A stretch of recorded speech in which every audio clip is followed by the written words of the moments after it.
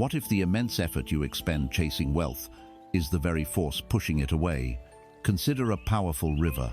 You see people on its banks, exhausted, using small buckets to scoop water, fighting against the current, always tired, always feeling like it is not enough. They are working hard, they are diligent, but their struggle is immense, and their reward is small. Then there are others. They do not fight the river. They simply turn around and enter the flow. They allow the full force of the current to carry them, to guide them, to empower them. Their journey is not one of struggle, but of alignment. True abundance, you see, is not about paddling harder upstream. It is about having the courage to turn around. There is a quiet hum of desperation in the modern world, a feeling of being a ghost in the machine, of playing a role you never auditioned for. You work, you strive, you accumulate, but a sense of profound energetic bankruptcy pervades your days. You wear the mask of capability, of success, while inside, your spirit feels overdrawn, depleted. You feel trapped in a system whose rules you did not write, and whose rewards feel hollow. This feeling is not a failure of your character. It is a sign. It is your soul's final, desperate signal that you are facing the wrong way on the riverbank. So I invite you now, not to a lecture, but to a space. A quiet space beyond the noise of what you should be, what you should have, what you should want. A space to put down the bucket, to turn away from the struggle, and to simply be still. We are not here to escape the world. We are here to recalibrate the inner compass that will allow you to navigate it with grace and power. The foundational truth we will explore together is this. Money, like everything else in this universe, is energy. It is a current, and a current is not hunted, chased, or captured. It is met. It is aligned with. This journey, therefore, is not about learning a new financial trick or a clever mental strategy. It is about becoming a new person. A person whose very frequency, whose energetic signature, is in harmony with the flow of prosperity, well-being, and creative power. The only book you truly need to master is the one written on the inside of your own consciousness. And we will begin to read its first chapter, together, now. We begin by facing the great deception, the foundational illusion upon which the modern world has built its anxious temples. Look closely at the object of your pursuit, the crisp paper in your hand, the cold metal coin, the glowing digits on a screen. We call it money, we call it wealth. But look deeper. See it for what it is. A ghost, a paper ghost, a digital phantom, a symbol completely devoid of intrinsic life. It is an agreement, a collective hypnosis, a shadow cast by something far more real and powerful. Yet, we have been taught to worship the shadow. We have been conditioned, from our first breath, to spend our life force, our precious, finite time, our very vitality, in the pursuit of these phantoms. We chase them as if they were the source of life itself, sacrificing our peace, our health, our authenticity on their altar. This is the great deception, mistaking the map for the territory, the menu for the meal, the symbol for the substance. And the acceptance of this deception is the root of the deep exhaustion you feel, the quiet frustration that hums beneath the surface of your days. You have been chasing ghosts, and it has cost you your energy, which is to say, it has cost you your life. This chase is a game, and you were entered into it without your consent. The rules are unwritten, but they are ruthlessly enforced through social comparison, through media, through the subtle expectations of family and peers.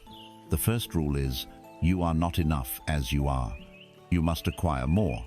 The second rule is, your value is measured by your accumulation of these paper ghosts. The third, and most insidious rule is, there is a limited supply, so you must compete, you must hurry, you must worry. And so you run. You run on a treadmill crafted from the anxieties of others, a race with no finish line, because the moment you reach one goal, the goalposts are moved.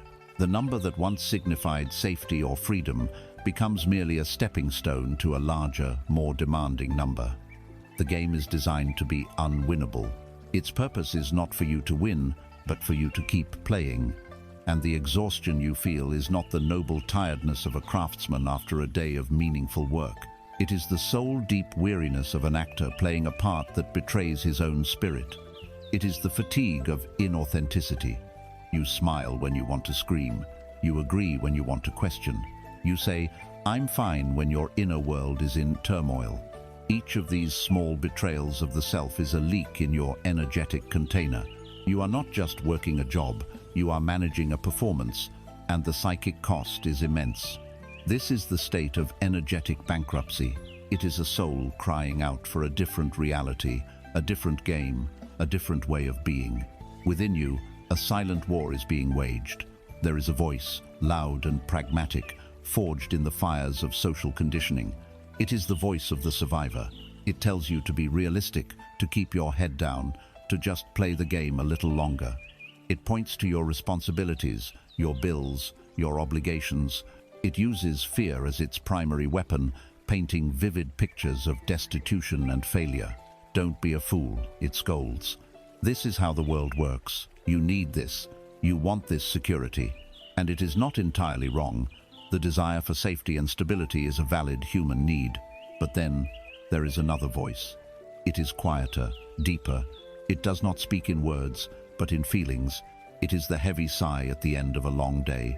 It is the pang of envy you feel when you see someone living a life of passion, not obligation. It is the hollow feeling in your chest after a promotion or a purchase that was supposed to make you happy, but didn't. This voice whispers a single, terrifying, liberating truth. This is not it. This is not what you are here for. This is the conflict between the ego's definition of success and the soul's yearning for meaning. Your aspiration for a life of abundance is pure and right. But the definition of abundance you have been sold is a counterfeit. It is a definition that serves the system, not your spirit. And the tension you feel is the friction between the life you are living and the life that is waiting to be lived through you. It is a sacred discontent, a holy summons to awaken from the collective dream. The core message, the light that can dispel these shadows, is this. The money you chase is a mere reflection. It is a shadow on the wall of a cave. You have been trained to spend your life analyzing the shadow, measuring it, comparing your shadow to others, desperately trying to make it bigger. But you can never, ever change the shadow by manipulating the shadow. You must turn around and face the source of the light. That light is your own state of being. It is your energy, your alignment, your inner sense of value, your connection to the universal flow. The wealth is not in the paper ghosts. It is in the radiance of the self that casts the reflection. Stop chasing the shadow. Become the light. Think of it this way. Your financial reality is like a vast field of trees in autumn. The paper money, the assets, they are the dry leaves scattered on the ground. Society teaches you to run around frantically, trying to gather as many leaves as possible.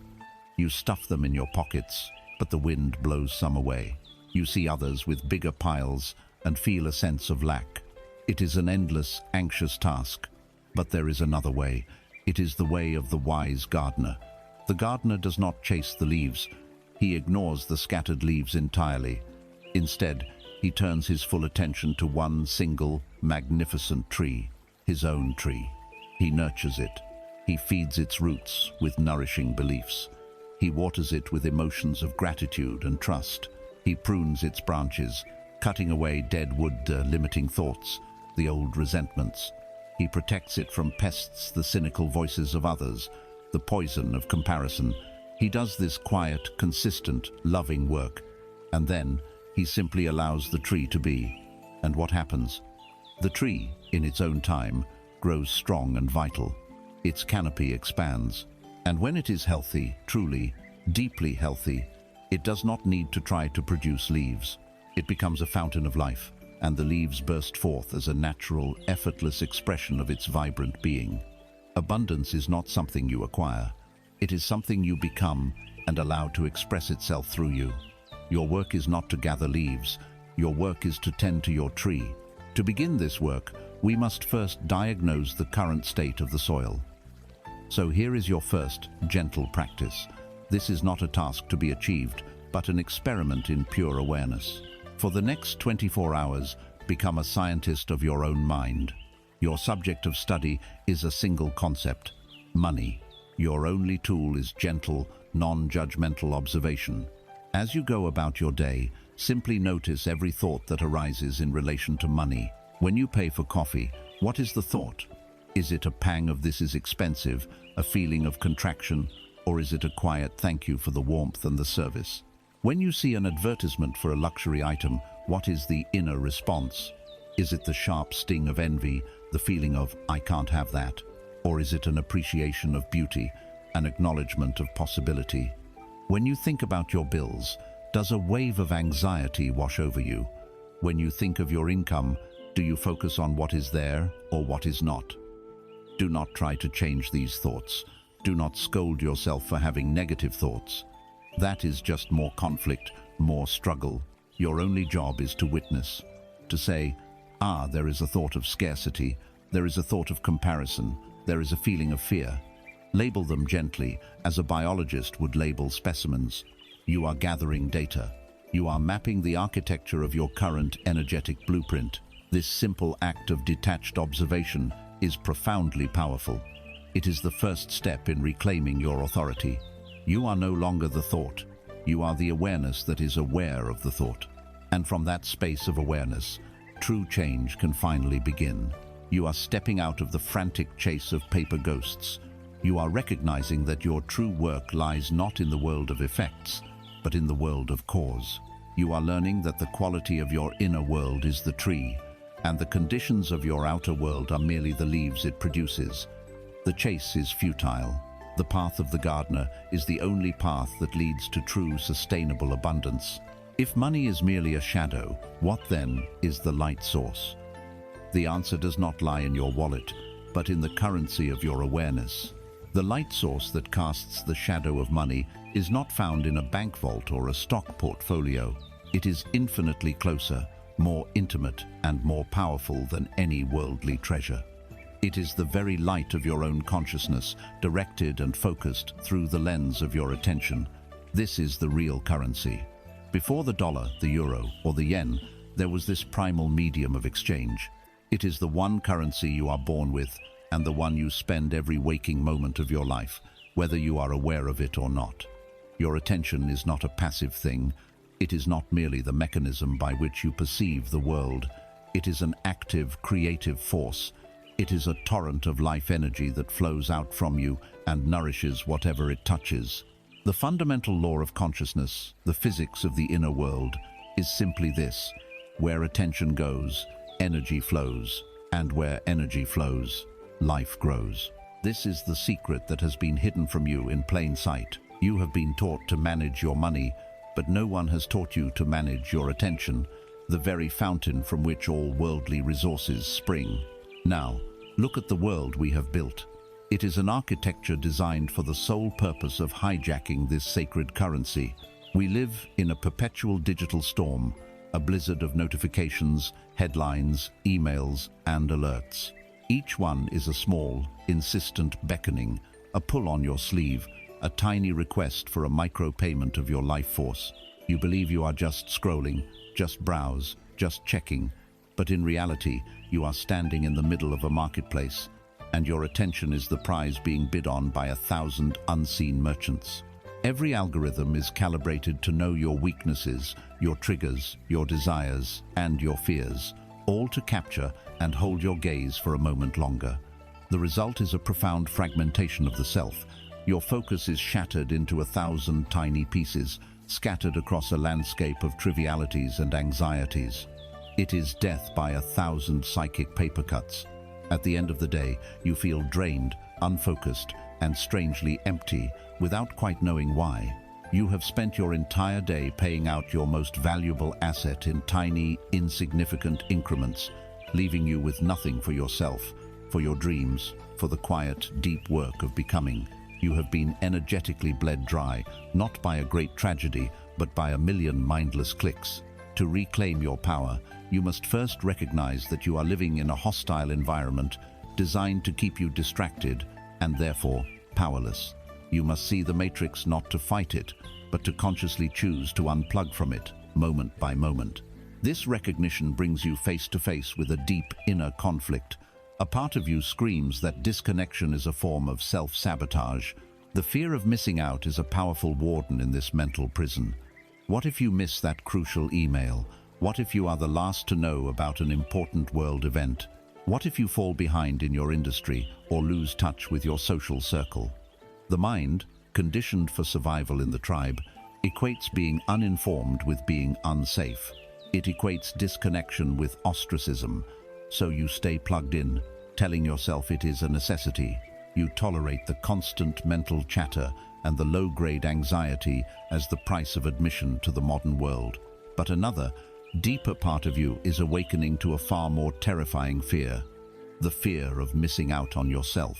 The chilling realization that years are passing by and your one precious life is being consumed by things that do not matter. The grand goals you set, the books you wanted to write, the person you wanted to become, all remain distant dreams because the daily investment of attention required to bring them to life has been siphoned off to feed the insatiable appetite of the machine. The conflict is between the perceived urgency of the external world and the undeniable importance of your internal one. It is the battle between the noise of the collective and the signal of your own soul. You feel it as a profound sense of frustration, the feeling of spinning your wheels, of being busy but not productive, of being connected to everyone but yourself. The way out of this prison is to internalize the law. Where attention goes, energy flows. This is not a quaint spiritual aphorism. It is the master key to creation. Whatever you place your sustained, focused attention upon, you are feeding, you are energizing, you are commanding the universe to bring you more of that. If your attention is perpetually fixed on the news of crisis, on political outrage, on your debts, on what is wrong with your life, you are actively watering the garden of your own misery. You are using your divine creative power to grow weeds. Conversely, when you consciously withdraw your attention from what you do not want and deliberately place it upon what you do want, on your vision, on solutions, on gratitude, on your own growth, you are directing that same creative power toward the manifestation of a new reality. The universe does not judge. It is an impartial amplifier. It simply brings to fruition that which you consistently energize with your focus. Imagine your mind is a great lighthouse, standing on the shore of your life. The powerful beam of light it casts is your attention. As the keeper of this lighthouse, you have a choice. You can allow the beam to swing wildly and erratically, buffeted by the winds of distraction. It illuminates a passing bird, a piece of driftwood, a breaking wave. It is a chaotic, unfocused light that serves no real purpose. Or, you can make a more common and more dangerous choice. You can fixate the beam on the jagged rocks directly at the base of the lighthouse itself. You can spend your entire life illuminating your past mistakes, your perceived flaws, your fears, your anxieties. The light is powerful, the focus is intense, but it is a self-destructive act. It guides no one. It prevents no shipwrecks. It only serves to remind you endlessly of the danger you are in. But there is a third option, the option of the master. The master lighthouse keeper takes conscious control of the beam. With deliberate intention, they turn it away from the rocks of fear and swing its powerful, coherent light out into the vast, dark expanse of the ocean, the sea of infinite potential. They hold it steady, scanning the horizon. This steady beam becomes a beacon. It is this light that allows new ships, carrying unimagined treasures, new opportunities, creative ideas, helpful people, synchronistic events to see your shore and navigate their way safely to your harbor. Your financial and personal reality is determined by where you are pointing that beam, right now, in this very moment. To begin taking control of your light, you must first train yourself to hold it steady. This requires practice. So, I invite you to undertake an experiment in liberation, an act of radical self-care, the information fast. For 1 hour each day, commit to a total screen embargo. No phone, no computer, no television. Find a comfortable place where you will not be disturbed. Set a timer and simply sit. At first, your mind will rebel. It will feel like an itch you cannot scratch. The impulse to check something, to fill the silence, will be immense. Your mind, like a spoiled child, will throw a tantrum when deprived of its usual stimulus. Do not fight this. Do not condemn it. Simply observe it with the same detached curiosity as the scientist observing their thoughts about money. Watch the restlessness. Feel the phantom vibrations in your pocket. Notice the mind's desperate search for something to latch onto. This is the withdrawal from the addiction to distraction. Sit with it, breathe through it, and then something remarkable will happen. The storm will begin to subside. The frantic energy will dissipate. In the space that opens up, you will begin to hear something else, the quiet, steady signal of your own being. You will begin to notice the subtle rhythms of your own body, the quality of the light in the room, the sound of your own breath. You are not trying to achieve a state of bliss. You are simply reclaiming your own mental territory. You are teaching your attention that you are its master, not the other way around. This 1 hour of stillness will do more to build your energetic wealth than 100 hours of frantic work. It is in this cultivated silence that your true power begins to accumulate. You are the keeper of the currency of consciousness. Your attention is your power.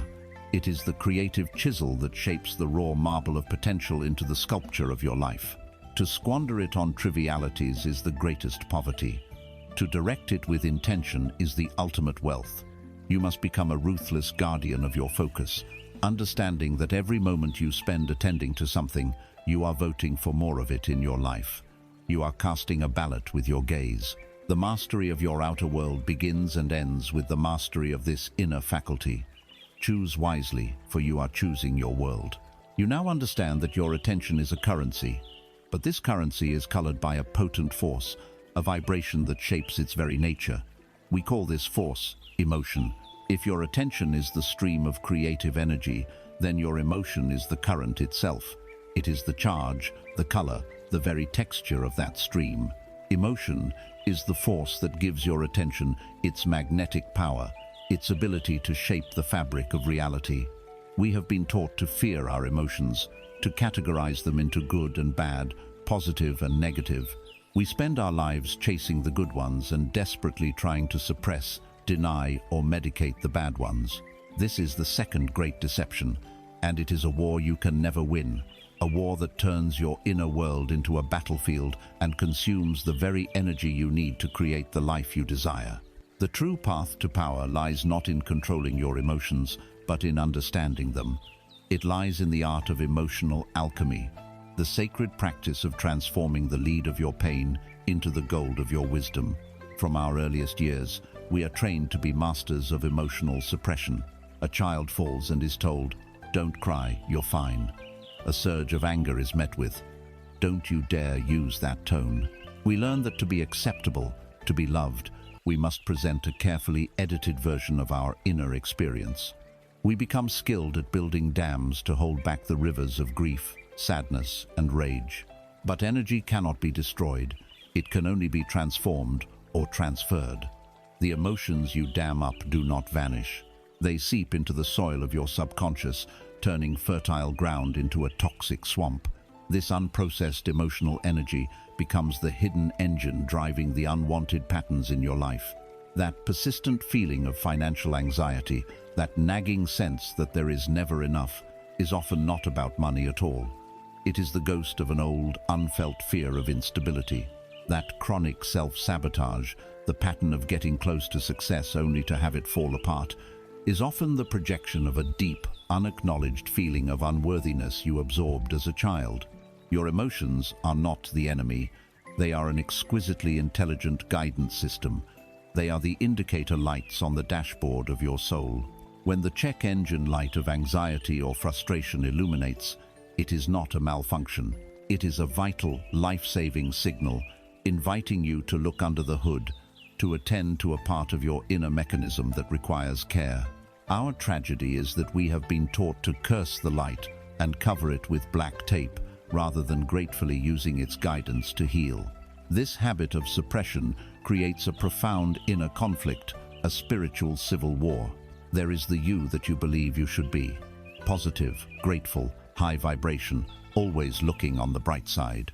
And then there is the you that you actually are in any given moment. Perhaps tired, irritated, sad, or afraid.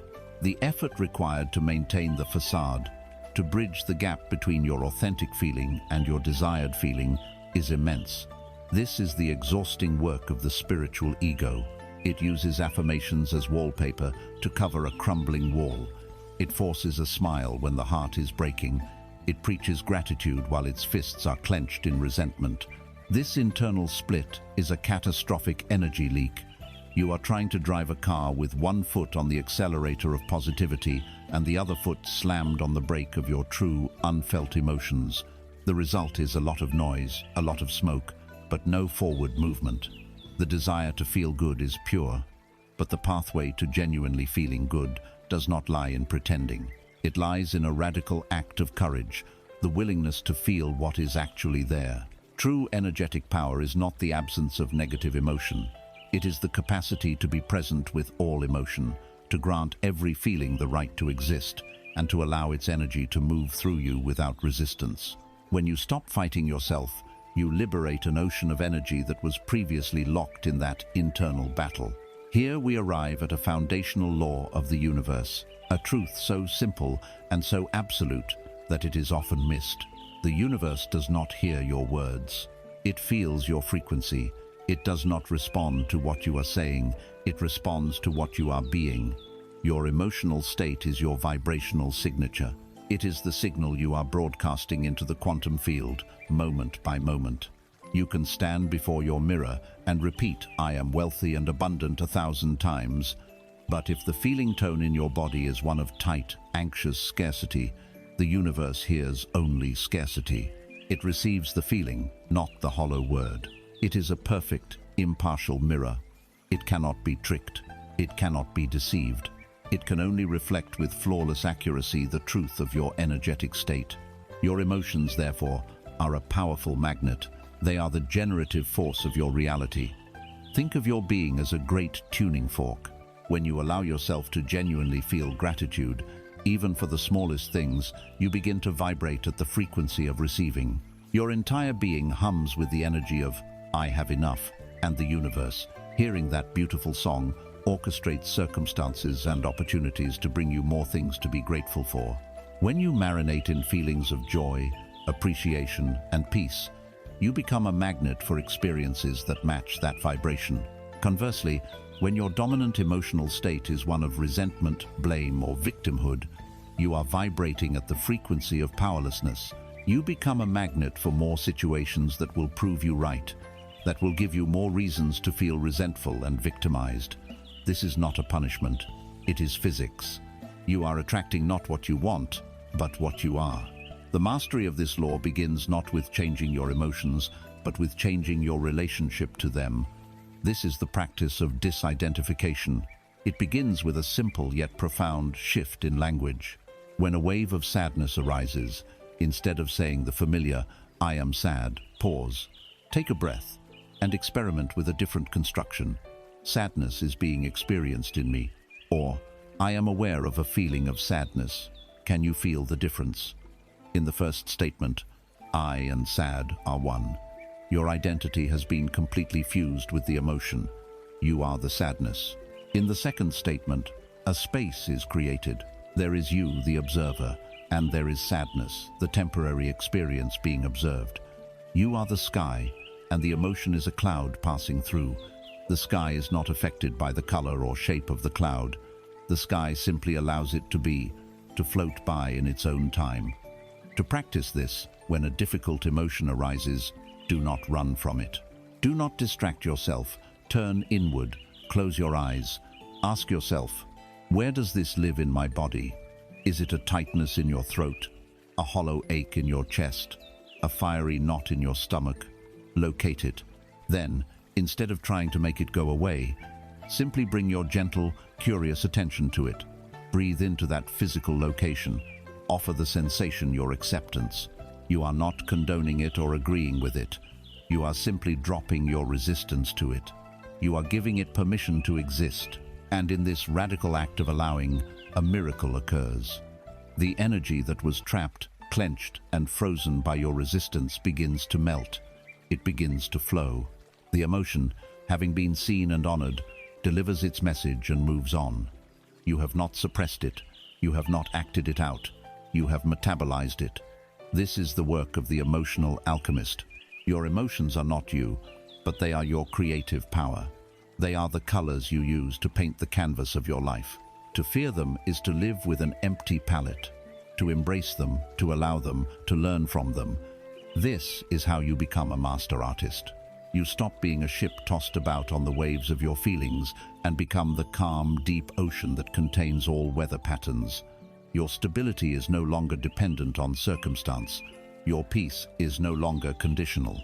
You become a powerful, stable center of creative energy, capable of navigating any storm because you are no longer at war with the weather itself. You are learning to harness the very energy of the storm to propel you forward. To master emotion, you must first enter the space from which all emotion arises, a silent kingdom that holds immense power. We have explored the direction of your energy through attention and the quality of that energy through emotion.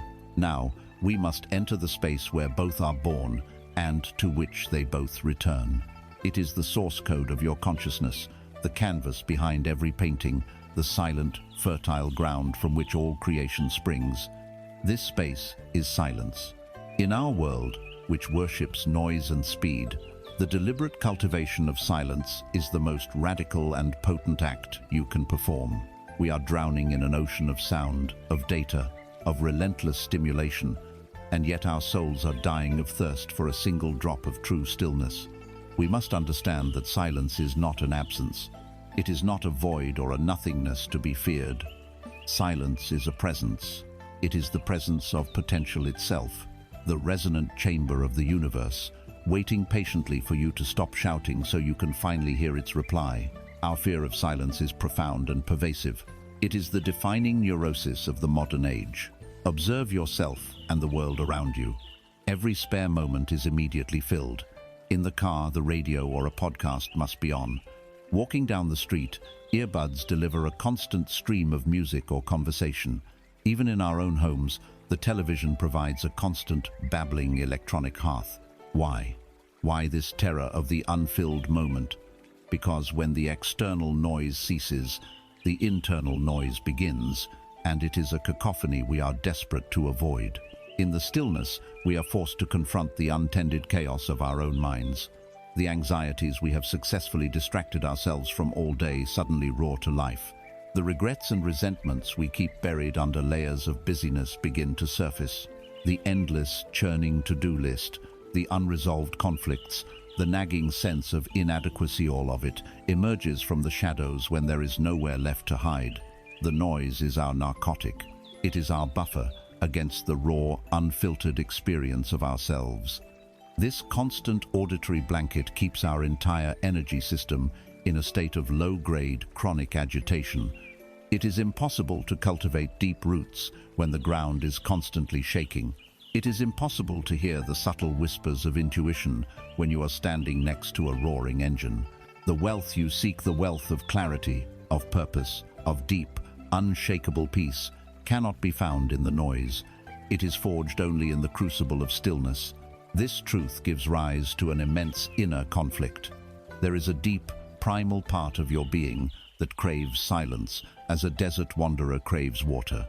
Your soul knows that stillness is its home, the place of its renewal. And so you try. You decide to meditate, to sit in quiet contemplation. You close your eyes, take a deep breath, and for a glorious second, there is peace. But then, the rebellion begins. The mind, addicted to its diet of constant stimulation, starts to thrash and protest. It has been called the monkey mind, and the image is perfect. It swings frantically from one branch of thought to another. Did I remember to send that email? What should I make for dinner? I can't believe what she said to me yesterday. This is boring. How long has it been? Only 1 minute. I'm not doing this right. My mind is too busy. I can't meditate. You feel a surge of restlessness, an almost physical urge to get up and do something. The craving for peace clashes violently with the habit of chaos. This is not a personal failing. It is a conditioned response. You are not broken because your mind is busy. Your mind is busy because you are a sensitive instrument that has been bombarded with noise and distraction since birth. The conflict is between the deep wisdom of your soul that is calling you home to stillness and the frantic, fearful chatter of an overstimulated ego that believes its survival depends on constant motion. Your task is not to win this battle, but to gently, patiently create a ceasefire. The core message, the liberating truth, is this: silence is not emptiness, it is receptivity. It is the fertile ground of all possibility. Imagine your mind is a plot of land. For years, it has been battered by a relentless sandstorm of information, opinion, and digital noise. The storm howls day and night. It strips away the precious topsoil of your focus. It uproots any delicate new seedling of an idea before it has a chance to grow. The ground becomes hard, dry, and barren. You can scream your intentions into this storm, you can throw seeds of desire into the wind, but nothing can take root. The practice of silence is the act of building a greenhouse. It is the conscious choice to erect walls of stillness that protect your inner world from the howling storm outside. When you sit in silence, you are not doing nothing. You are performing the most crucial agricultural act of all. You are allowing the wind to die down. You are allowing the dust to settle. You are allowing the ground of your mind to become soft, moist, and fertile once more. It is only within the protected stillness of this inner greenhouse that the potent seeds of your true desires, the ones planted by your soul, not your ego, can finally germinate, safe from the harsh elements. All great art, all revolutionary scientific breakthroughs, all profound spiritual insights, all brilliant business strategies were born not in the noise of a brainstorming session, but in the receptive silence of a mind that was finally quiet enough to hear. To begin cultivating your own inner greenhouse, we will start with a practice of profound gentleness and simplicity. This is not about forcing the mind to be quiet.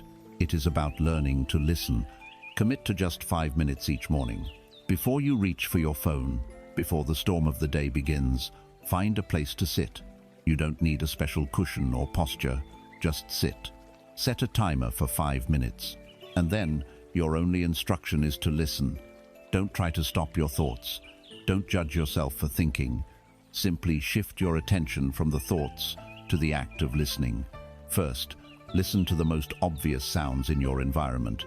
The ticking of a clock, a bird outside the window, a distant car. Acknowledge each sound without labeling it as good or bad. Just hear it. Then, refine your listening. Try to hear the more subtle sounds, the hum of your refrigerator, the gentle creak of your house settling, the almost imperceptible whisper of the wind. Listen with the sensitivity of a deer in the forest. Now, turn your listening inward. Listen to the sound of your own body, the rhythm of your breath as it enters and leaves your lungs, the beat of your own heart. Feel the vibration of life within you. And finally, see if you can listen even more deeply. See if you can hear the silence behind all the sounds. The vast silent space in which all sounds arise and into which they all dissolve. It is always there. The silence is the backdrop to all of existence. These 5 minutes are not a task. They are a gift. They are an act of deep nourishment for your nervous system and your soul. You are reacclimating yourself to your natural state. Silence is not a retreat from life. It is a pilgrimage to the center of your power. It is the vault where the true treasures of clarity, intuition, and inspiration are stored. By entering this vault intentionally, even for a few minutes each day, you cease to be a victim of the world's noise and become a conscious cultivator of your own fertile ground. You build your energetic reserves. You create the quiet internal space where you can finally distinguish the frantic demands of your ego from the serene, unwavering guidance of your higher self. You are creating a sanctuary within, a place of power from which you can engage with the world with centeredness and grace. This is where your true wealth is forged. Within this silence, you will inevitably encounter the gatekeepers of your old reality, the guardians of lack. The stillness provides the clarity to finally see them for what they are. And so, we must face the first one, the ghost of yesterday. As you sit in the quiet sanctuary of your own cultivated silence, the waters of your consciousness begin to clear. The sediment of daily distraction settles, and for the first time, you can see what lies on the seabed of your being. It is here, in this newfound clarity, that you inevitably encounter the first great gatekeeper of your old reality. It is the ghost of yesterday.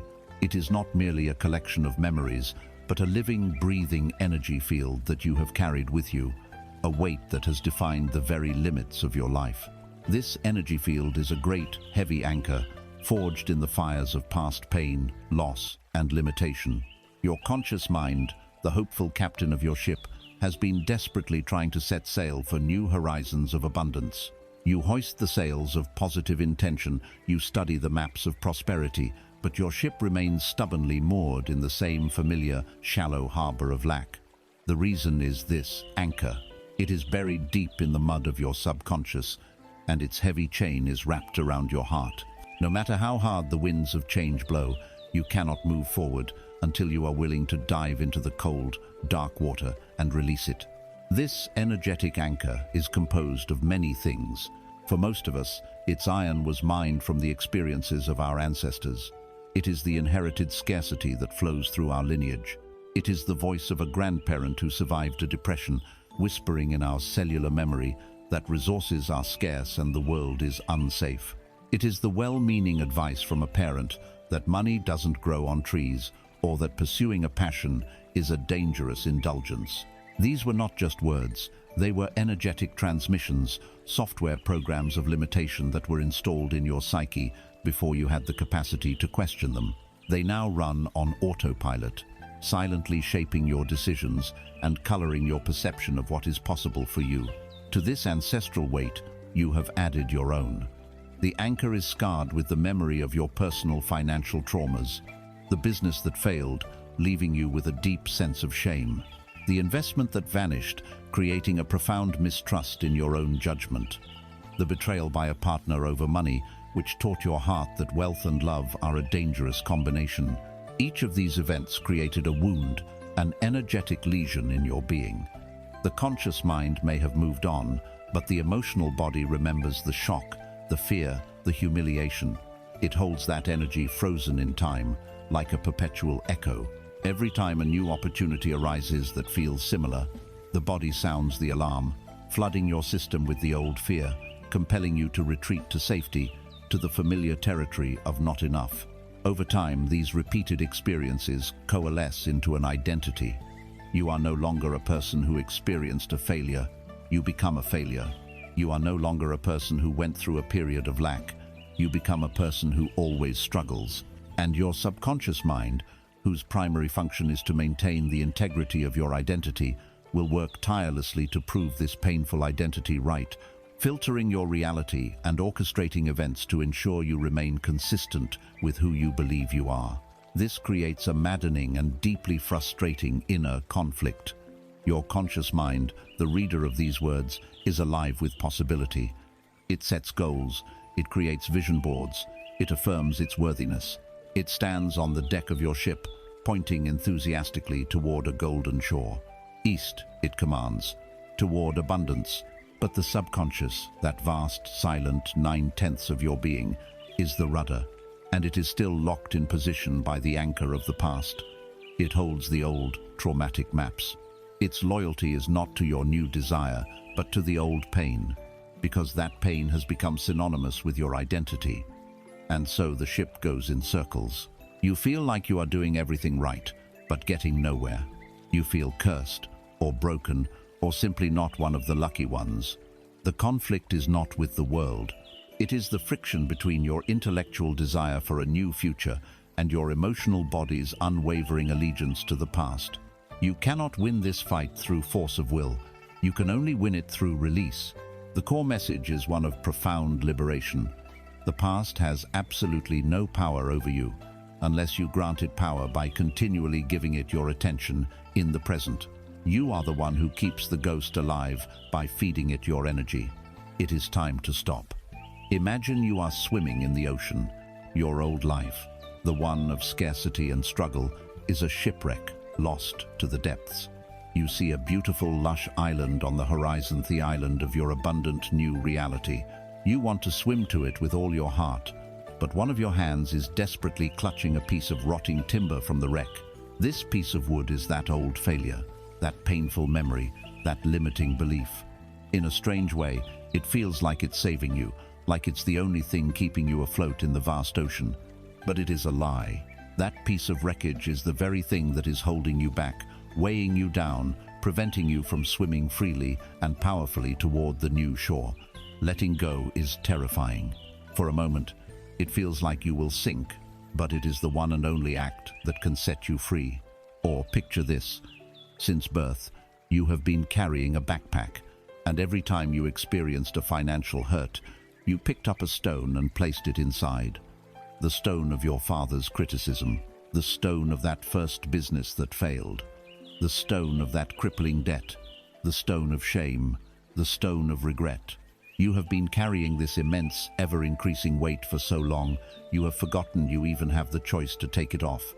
You just think life is this heavy, this hard. The strain on your shoulders is the anxiety you feel. The exhaustion in your bones is the burnout you experience. The journey ahead does not require this weight. In fact, you cannot make the journey while still carrying it. You can, right now, make the choice to stop, shrug your shoulders, and let the backpack slide to the ground. You can open it, look at the stones not with judgment but with compassion, and decide to leave them behind. To facilitate this release, we will now engage in a sacred ceremony. This is not a mere writing exercise, it is an act of spiritual alchemy. First, create a space where you will be undisturbed. Light a candle. Let this be a deliberate act, a signal to your subconscious that something important is happening. Take a piece of paper and at the top, write a letter to my past. Now, write. Write without censor, without judging your words. Write to money itself. Tell it how it has made you feel. Write to the people who taught you about lack. Write to the business partners who betrayed you. Write to the younger version of yourself, the one who made mistakes out of fear or ignorance. Pour all of it onto the page, the anger, the disappointment, the bitterness, the shame, the grief. Let the paper soak up all the poison that has been circulating in your system. When you feel you have emptied yourself, write these words. I now see how these experiences have served me, and I now release them with gratitude. I forgive all those who I believed have harmed me, not because they deserve it, but because I deserve to be free. And most importantly, I forgive myself, completely and unconditionally, for every mistake, for every perceived failure. I did the best I could with the awareness I had at the time. Now, take this letter to a safe, placey fireplace, a fireproof bowl. As you set it alight, do not see it as an act of destruction. See it as an act of transformation. Watch the flames consume the paper, and as they do, visualize the dense, heavy, dark energy of these memories being transmuted into pure, golden light. See that light rising, releasing from your body, from your cells, from your very DNA, and returning to the universe as neutral, creative energy. Feel the weight lifting from your shoulders. Feel the chain on your heart dissolving. Breathe deeply, and as you exhale, know that you are free. The past is no longer a residence. It is a reference point, a story whose emotional charge has been neutralized. You have taken back the power you gave away.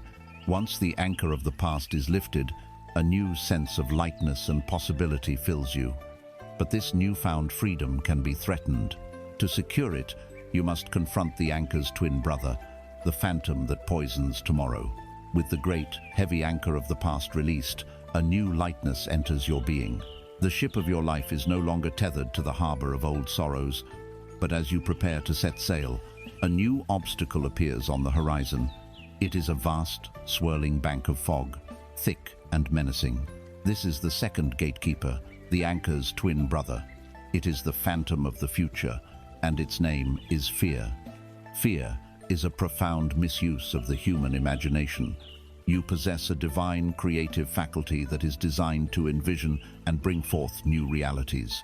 But we have been conditioned to turn this sacred tool against ourselves, to use our creative power not to build palaces of possibility, but to construct intricate, detailed dungeons of future catastrophe. This constant projection of fear into the future is the second great energy leak, draining your vitality and keeping your creative power locked in a state of perpetual paralysis. This fear we speak of is most commonly experienced as anxiety. It is the background hum of modern life, a low-grade chronic state of apprehension. Its roots are deep in our evolutionary past. The part of our brain designed to scan the environment for threats, a saber-toothed tiger in the bushes, a rival tribe over the hill, was essential for our physical survival.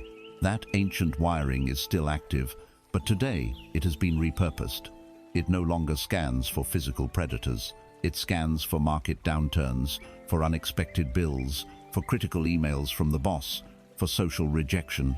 It plays an endless looping game of what if. What if I lose my biggest client? What if I get sick and can't work? What if I invest in this and it fails? What if they all find out I don't know what I'm doing? Each of these what-if questions is a form of negative prayer. It is a detailed instruction to your subconscious mind and to the universe, an energetic investment in the very outcome you dread. You are taking your precious, creative life force and using it to meticulously water the seeds of your own destruction. This is more than a mental habit. It is a physiological assault on your own body. Each fearful thought releases a cascade of stress hormones like cortisol, preparing your body for a fight or a flight from a danger that exists only in your mind. To live in a state of anxiety is to be constantly braced for an impact that never arrives, and the exhaustion that results is immense. You are paying the full physical and energetic price for 1,000 tragedies that have never happened. This creates a paralyzing inner conflict between the need to plan and the terror of the unknown. A part of your mind, the pragmatic ego, argues that this worrying is a form of responsible behavior. It disguises fear as prudence. If I worry about every possible negative outcome, it reasons, then I won't be caught by surprise. I will be prepared. But this is a profound illusion. Worrying is not planning. Planning is a calm, present-moment activity. It involves assessing your current resources, defining a clear goal, and mapping out logical steps to bridge the gap. Planning is empowering. It is done from a place of centeredness and clarity. Worrying, on the other hand, is a chaotic, future-based activity. It is the act of emotionally rehearsing failure in advance. It is not about finding solutions. It is about obsessing over problems. It generates no clarity, only confusion. It builds no momentum, only paralysis. The conflict is between the wise adult in you, who wants to build a sturdy bridge to a secure future, and the terrified child in you, who is so mesmerized by the chasm of potential failure below that they cannot even bring themselves to lay the first stone. You are caught between the desire to move forward and the fear of falling, and the result is a state of frozen, anxious inaction. The liberating truth that dissolves this conflict is this: your power exists only in one place, not in the past, which is a cancelled check, and not in the future, which is a promissory note. Your power, your entire capacity to create and influence your life, is concentrated fully in the fierce, vibrant point of the present moment. Now, to bring the future into the present in the form of worry is a voluntary surrender of this power. You are choosing to abandon the only place where you can effect change, and to reside instead in a phantom world of fearful imagination. Consider this staggering fact. Research suggests that the vast majority, upwards of 90%, of the things we actively worry about never come to pass. Yet you have paid a 100% energetic tax on every single one of them. You have felt the anxiety, lost the sleep, and damaged your health over disasters that were pure fantasy. It is the ultimate bad investment. Imagine you wake one morning and your entire world is enveloped in a thick grey fog. It presses in on all sides. You cannot see more than a few feet ahead. The familiar landmarks are gone. It feels solid, oppressive, impenetrable. A voice in your head says, "It's too dangerous to move. You will get lost. You will walk off a cliff." This is the experience of living in fear of the future. The fog is the wall of your anxiety. It seems like an insurmountable barrier. But what happens if you decide to take one small, single step? The fog does not behave like a wall at all. It yields. It parts before you. It is not solid. It is vapor. As you take another step, it parts again. The space immediately around you, the space of your present moment, becomes clear. The fog may still be thick ahead of you and may close in behind you, but right where you are, You can see the ground beneath your feet. Your present moment awareness is a powerful light, a personal fog lamp. It does not have the power to burn away all the fog in the entire world at once, but it has the absolute unfailing power to illuminate your very next step. That is all you need. The entire journey is only ever made one step at a time. Your fear wants you to believe you need a map of the next 10 miles. Your wisdom knows you only need enough light for the step you are taking right now. To become skilled at using this inner light to dissolve the fog of fear, you can use a simple, powerful practice of inquiry. When you feel the grip of an anxious thought, instead of letting it spiral, isolate it and place it under the light of your awareness. First, identify the core fearful thought in a simple sentence. For example, I will lose all my money and end up destitute. Now, with genuine, gentle curiosity, ask yourself the first question. Is it true? Your mind will likely scream, yes, of course it's true. It could happen, but stay with the question. Now, ask the second, more powerful question. Can I absolutely know, with 100% certainty, that it's true? If you are honest with yourself, the answer must be no. You cannot know the future. No one can. This single question introduces a crack of light into the solid wall of fear. It moves the fear from fact to possibility, which is a huge energetic shift. Now, ask the third question. How do I react? What happens inside me when I believe that thought? Observe the effects. My chest gets tight. My breathing becomes shallow. I feel a sense of panic. I am paralyzed. I cannot think clearly. I am harsh with my family. See the pain and chaos that believing the thought causes. Finally, ask the fourth question. Who would I be without that thought? Close your eyes and imagine yourself in the very same situation, but without the ability to think that specific fearful thought. How would you feel? I would feel calm. I would be clear-headed. I would be looking for solutions instead of obsessing over the problem. I would feel peaceful. I would feel free. In that moment, you realize that the suffering does not come from the potential future event. The suffering comes from your belief in the thought about it, right here, right now. You have found the cause of your own pain, and you have discovered that you have the power to withdraw your belief from it. By facing the phantom of the future, by learning to question the fearful stories of your mind, instead of blindly accepting them as truth, you reclaim vast reserves of creative energy. You stop financing catastrophe. You bring all of your power, all of your attention, all of your life force back from the phantom world of tomorrow and anchor it firmly in the potent reality of today.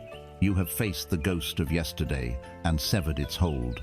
You have faced the fog of tomorrow and learned to dissolve it with your light. Having faced the ghosts of past and future, you are now in the present moment. Here, you discover the fertile ground where all wealth is planted.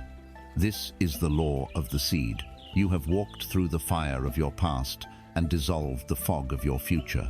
You have arrived, perhaps for the first time, in the only place where life ever truly happens, the eternal, vibrant moment of now. This now is not an empty space. It is the soil. It is the fertile, dark, mysterious ground of your subconscious mind, the vast, silent field where the seeds of your past have grown into the forest of your present reality. Your subconscious is the deep mind, the automatic pilot that runs over 95% of your life. It is the faithful, unquestioning servant that regulates your heartbeat, digests your food, and, most importantly, executes the belief programs you have given it with flawless, unwavering precision. It is the architect of your reality, and until now, it has been building from a blueprint you did not consciously choose. The law of the seed is this. Your subconscious mind is the garden, your thoughts are the seeds, and your reality is the harvest. To understand its power, you must understand its nature. The subconscious mind is not logical or rational. It does not judge.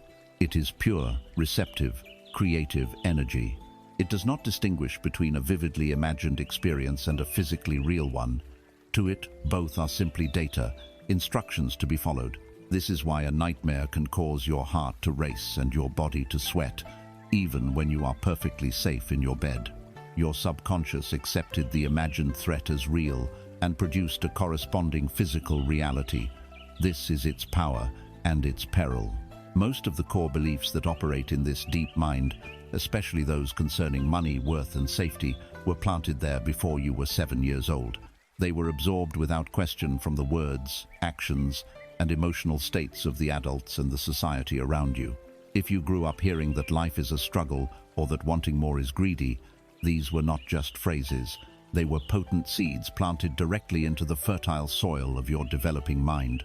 Now, decades later, they have grown into immense, thorny bushes that snag and tear at every attempt you make to create a life of ease and abundance. The most powerful of these weeds is the belief in unworthiness. If, on a deep level, you are running the program, "I am not worthy of wealth," your subconscious servant will work tirelessly to make that program a reality. If you receive an unexpected sum of money, it will orchestrate a way for you to lose it through a foolish decision or an unforeseen expense. If a great opportunity appears, it will generate feelings of anxiety or procrastination to ensure you do not seize it. It does this not to punish you, but to protect you by maintaining the integrity of your core identity. Its job is to keep you consistent with who you believe you are. This creates the classic inner conflict that frustrates so many seekers of a better life. Your conscious mind, the mind that is hearing these words, decides to change. It reads the books, attends the seminars, and begins a practice of positive affirmations. It stands in front of the mirror, looking itself in the eye, and declares with as much force as it can muster, "I am a money magnet. I am wealthy and prosperous." But the subconscious mind, holding the deeply entrenched, emotionally charged belief of "I am unworthy," hears this declaration and immediately flags it as a falsehood. It's like trying to install a new piece of software that is incompatible with the computer's operating system. An internal alarm goes off. You feel a sense of internal friction, a cringing feeling of inauthenticity. You feel like a liar. And because your emotional state is the true prayer that the universe answers, the feeling of "I am a liar" is a more powerful vibration than the hollow words "I am wealthy." This is why affirmations so often fail. It is not because they are not powerful, but because trying to use them to bludgeon an opposing subconscious belief is like trying to sink a battleship with a pea shooter. It is a battle of wills you cannot win through force. So, what is the answer? It is one of elegant simplicity, of profound wisdom. You stop fighting. You do not engage the weeds in battle. The energy of struggle is a low-frequency energy that only nourishes the weeds. Instead, you adopt the strategy of the master gardener. You turn your attention away from the weeds of lack, unworthiness, and fear. You do not water them with your focus. You do not give them the sunlight of your anger or frustration. You simply let them be, and you begin the joyful, deliberate work of planting a new garden. You choose new seeds of worthiness, of abundance, of creative power, of ease and flow. You gently till the soil in a new part of the garden, and you plant these seeds with loving intention. Then you water them. You water them every single day with the powerful emotional energy of belief and gratitude. As these new flowers begin to grow, something magical happens. They grow tall and strong. Their leaves create a lush canopy. Their roots spread deep into the soil, and the old weeds, deprived of the sunlight of your attention and the nutrients of your emotional energy, begin to wither. They are not ripped out in a violent struggle. They simply, quietly, naturally fade away, crowded out by the overwhelming beauty and vitality of what you have chosen to cultivate. You overcome lack, not by fighting it, but by making it irrelevant. The practical application of this is the creation of a vibrational statement. This is far more than a simple affirmation. It is the conscious selection and planting of a master seed in the garden of your mind. First, you must choose a state of being, not a material object. Do not focus on $1 million. Focus on the feeling that you believe $1 million would provide. Is it freedom, security, peace, creative expression? Choose the feeling state. Then, craft a short, powerful, present tense statement that embodies this state. Not "I will be free," but "I am free and secure." Not "I want to be creative," but "I am a powerful and open channel for creative energy." The I am is the most powerful creative statement in the universe. It is a direct command to your subconscious. Now comes the most important part, charging the seed with emotion. Twice a day, in the receptive moments just after waking and just before sleeping, when the veil between the conscious and subconscious is thinnest, repeat your vibrational statement. But do not just say the words. You must generate the feeling of the statement being true right now. What does security feel like in your body?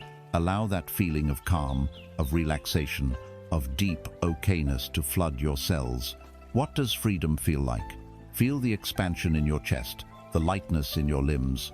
What does being a creative channel feel like? Feel the tingle of excitement, the buzz of inspiration. Marinate in that feeling for several minutes.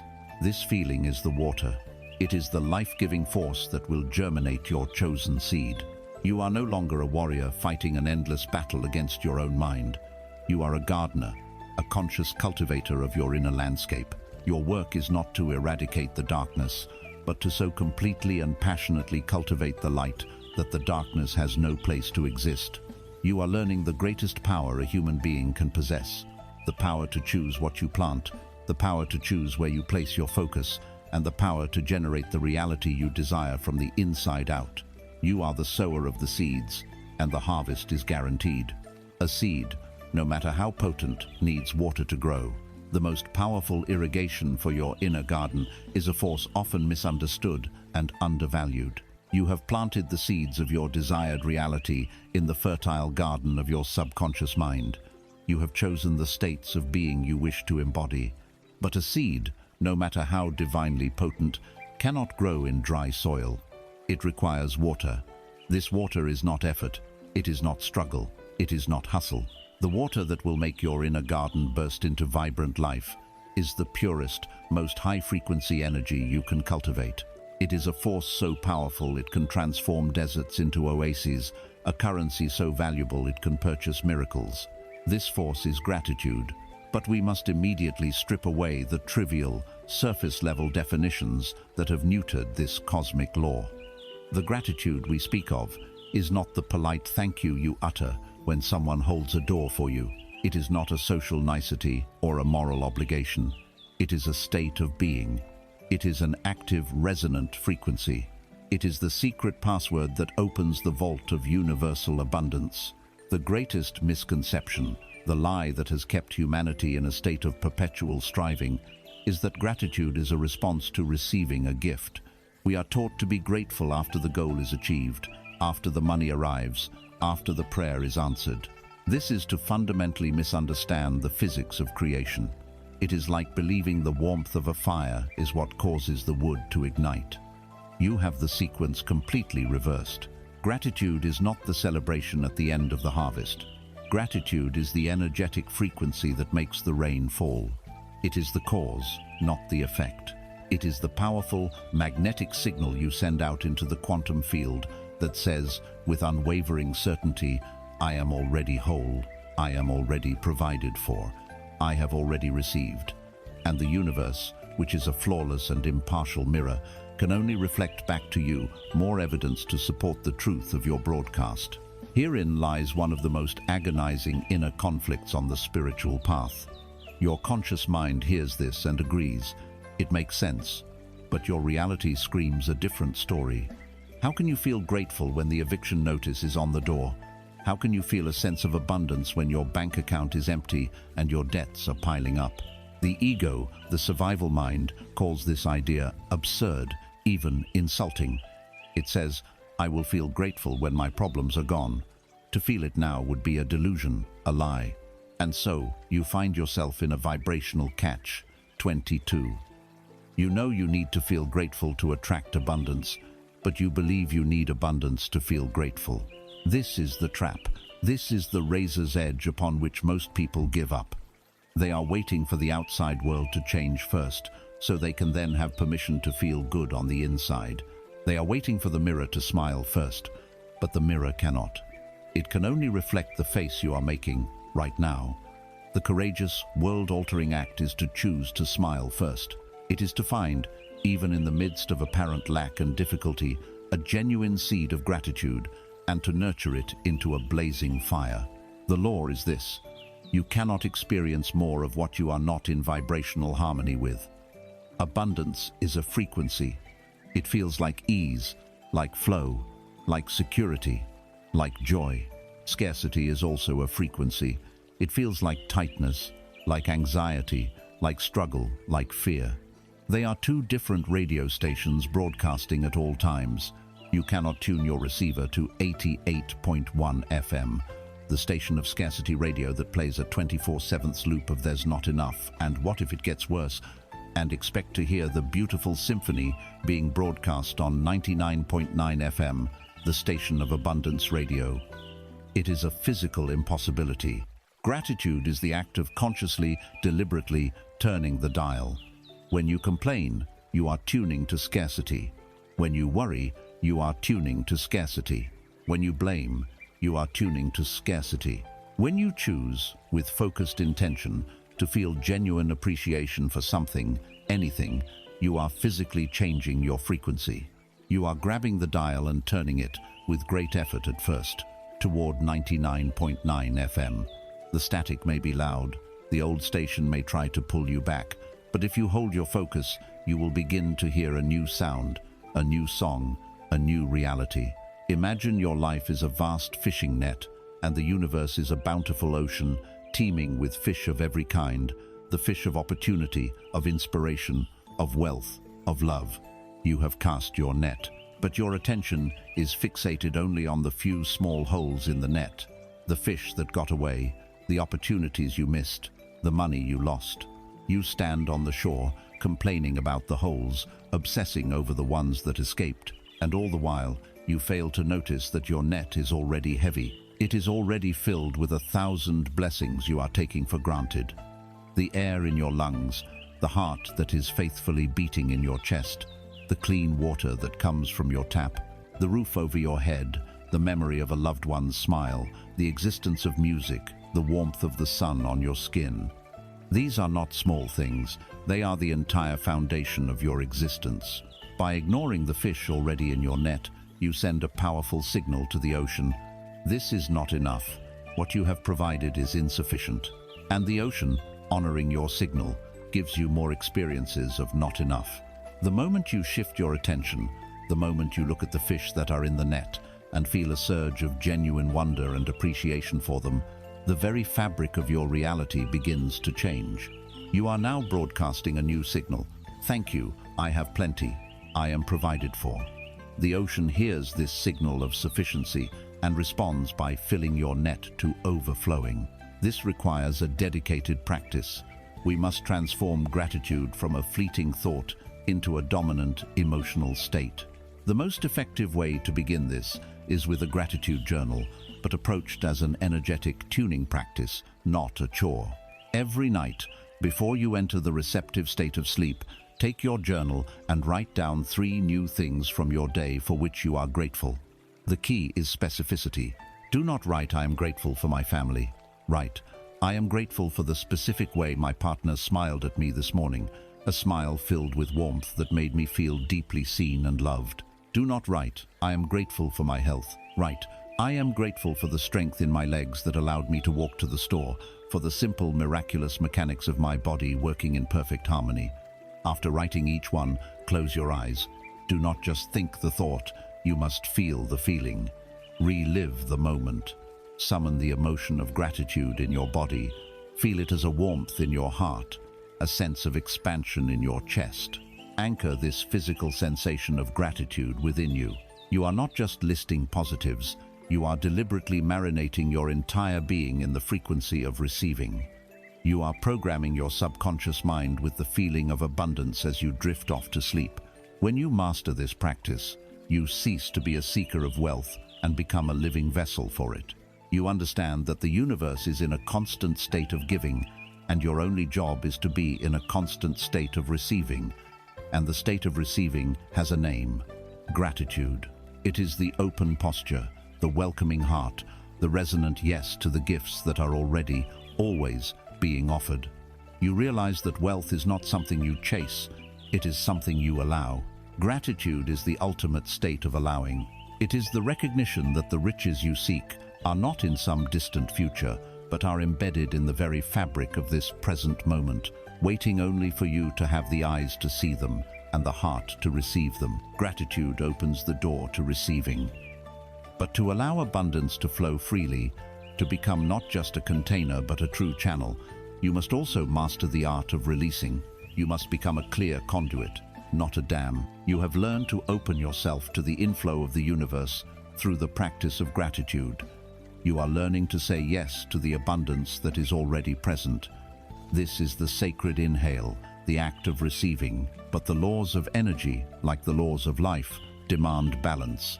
A life of only inhaling is impossible. It leads to suffocation. To complete the circuit of prosperity, to become not just a temporary container, but a permanent channel of abundance, you must master the sacred exhale.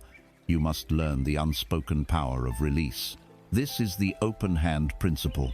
Hold your hand before you and clench it into a tight fist. This is the posture of the scarcity mindset.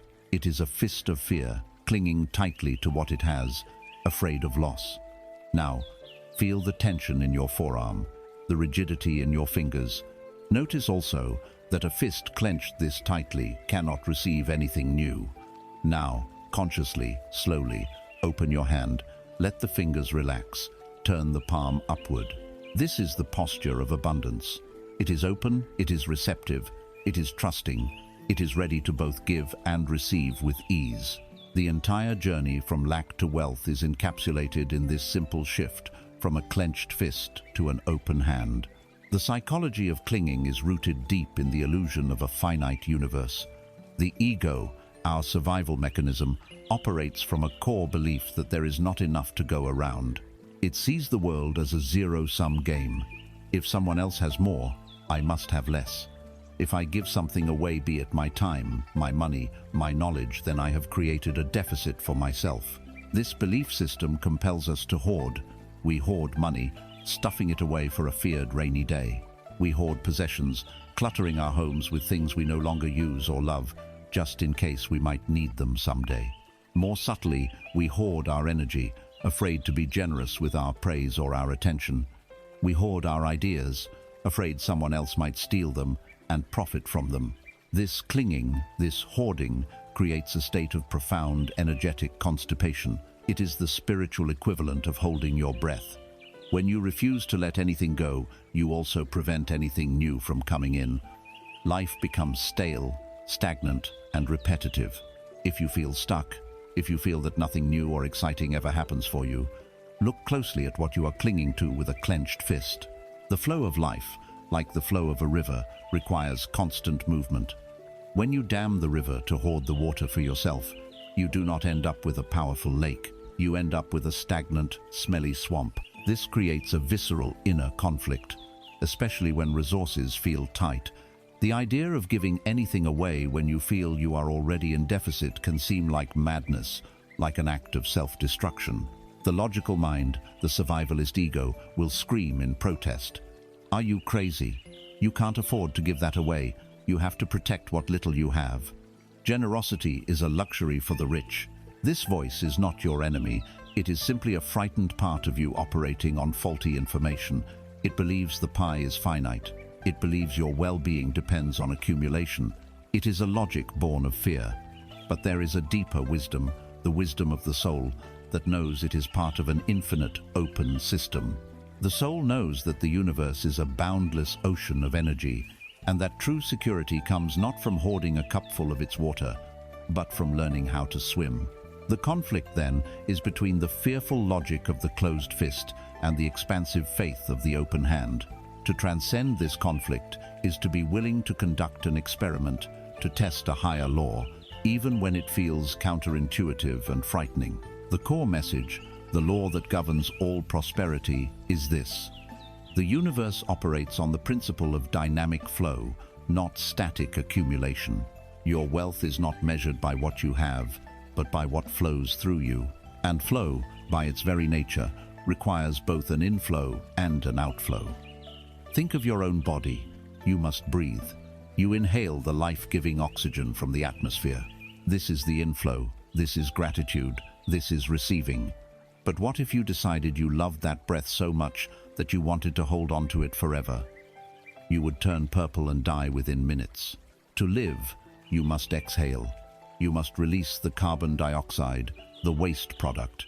This exhale is not a loss. It is the essential act that creates the vacuum, the space, for the next vital inhale to occur. Giving is the exhale of abundance. When you give your time, your money, or your energy from a place of trust and wholeness, not from a place of obligation or seeking approval, you are demonstrating to the universe your profound faith in its infinite supply. You are declaring, I can afford to release this because I know that I am connected to a limitless source. There is always more where that came from. This act of faith, this exhale, is what creates the powerful vacuum that draws your next inhale of abundance toward you, often from the most unexpected directions. This is the principle of the channel versus the reservoir.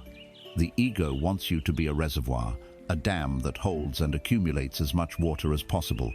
It is a life of constant vigilance, of patching leaks, of worrying about evaporation, and ultimately, the water becomes stagnant. The soul invites you to be a channel, a flowing riverbed. The river does not try to own the water. It simply provides the conduit for it to pass through. And because it allows the water to flow freely, the river is always full. It is constantly refreshed, vibrant, and alive.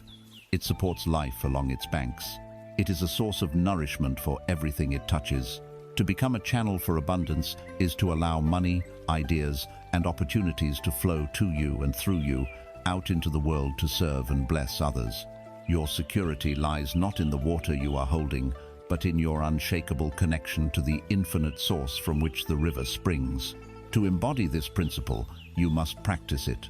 This is not about making large charitable donations you cannot afford. It is about cultivating the energetic posture of release in small, daily ways. I invite you to practice anonymous, unconditional giving. The next time you buy a coffee, pay for the person behind you in line and walk away before they can thank you. Leave an unexpectedly generous tip for a server who seems to be having a hard day. When you finish a book that changed your life, don't put it on the shelf to gather dust. Leave it on a park bench for a stranger to find. But this principle extends far beyond money. Give your full, undivided, present moment attention to someone. Put your phone away and listen as if they were the most important person in the world. Give a genuine, heartfelt compliment without wanting anything in return. Go through your closet and fill a bag with clothes you no longer wear. And as you place each item in the bag, bless it and say, "May this bring joy and comfort to its new owner." The key to this practice is the absence of any hook. You are not giving to get. You are not giving to be seen as a good person. You are giving for the pure, clean, expansive feeling of the release itself. You are doing it to feel the sensation of being a source, a channel, a river. This practice powerfully rewires your subconscious from a state of "I am a needy container" to "I am an abundant conduit." By embracing both the inhale of gratitude and the exhale of unconditional giving, you align yourself with the fundamental rhythm of the cosmos. You step out of the cramped, anxious world of the hoarding ego and into the vast, open, flowing world of the soul. You discover the ultimate security, which is not a number in a bank account, but the unshakable inner knowledge that you are a beloved and essential part of a universe that is, by its very nature, infinitely generous and endlessly abundant. You have mastered the art of flow. You now understand the flow of giving and receiving. But this flow is directed by your words, the very architecture of your reality. You have attuned yourself to the great cosmic rhythm, the sacred breath of gratitude and release. You understand that prosperity is a current, a flow. But a current, however powerful, must be directed. The banks of the river that guide this flow of energy are built with the materials of your own consciousness. And the most powerful of these materials is the word. We have been taught that words are cheap, that talk is meaningless without action. This is a dangerous half-truth. Words are anything but cheap. In the economy of the universe, your words are a form of currency so potent that they shape the very reality you experience. They are not passive descriptors of your world. They are active, vibrational commands that call that world into being. Every word you speak is an incantation, a spell you cast upon yourself and the field of potential around you. The question is, are the spells you are casting summoning abundance or banishing it? We must analyze the language of lack that has become the default vernacular of our culture. It is a subtle poison we ingest and administer daily without a second thought. Consider the phrase, "I can't afford it." When you utter these words, you are not merely stating a financial fact.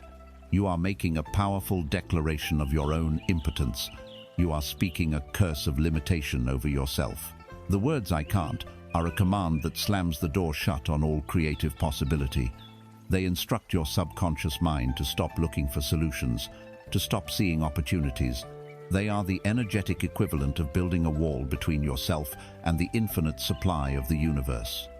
Consider the habit of complaining. We complain about taxes, about the price of gas, about the cost of living. We believe we are simply venting, but on an energetic level, something far more significant is occurring. Complaining is a form of worship. When you repeatedly complain about not having enough money, you are bowing at the altar of lack. You are giving the god of scarcity your most precious resources, your attention, your energy, and your creative word. You are, in effect, praying for more experiences of lack. And the universe, in its infinite and impartial nature, always answers your most fervent prayers. The words "I'm broke," uttered casually, are a devastatingly powerful "I am" statement. It is an affirmation of ruin, an identity you claim as your own, which your faithful subconscious mind will then work diligently to uphold. This is not just negative thinking, it is active, unconscious creation. This habit of negative speech is often reinforced by our social structures. Complaining is a primary form of social bonding.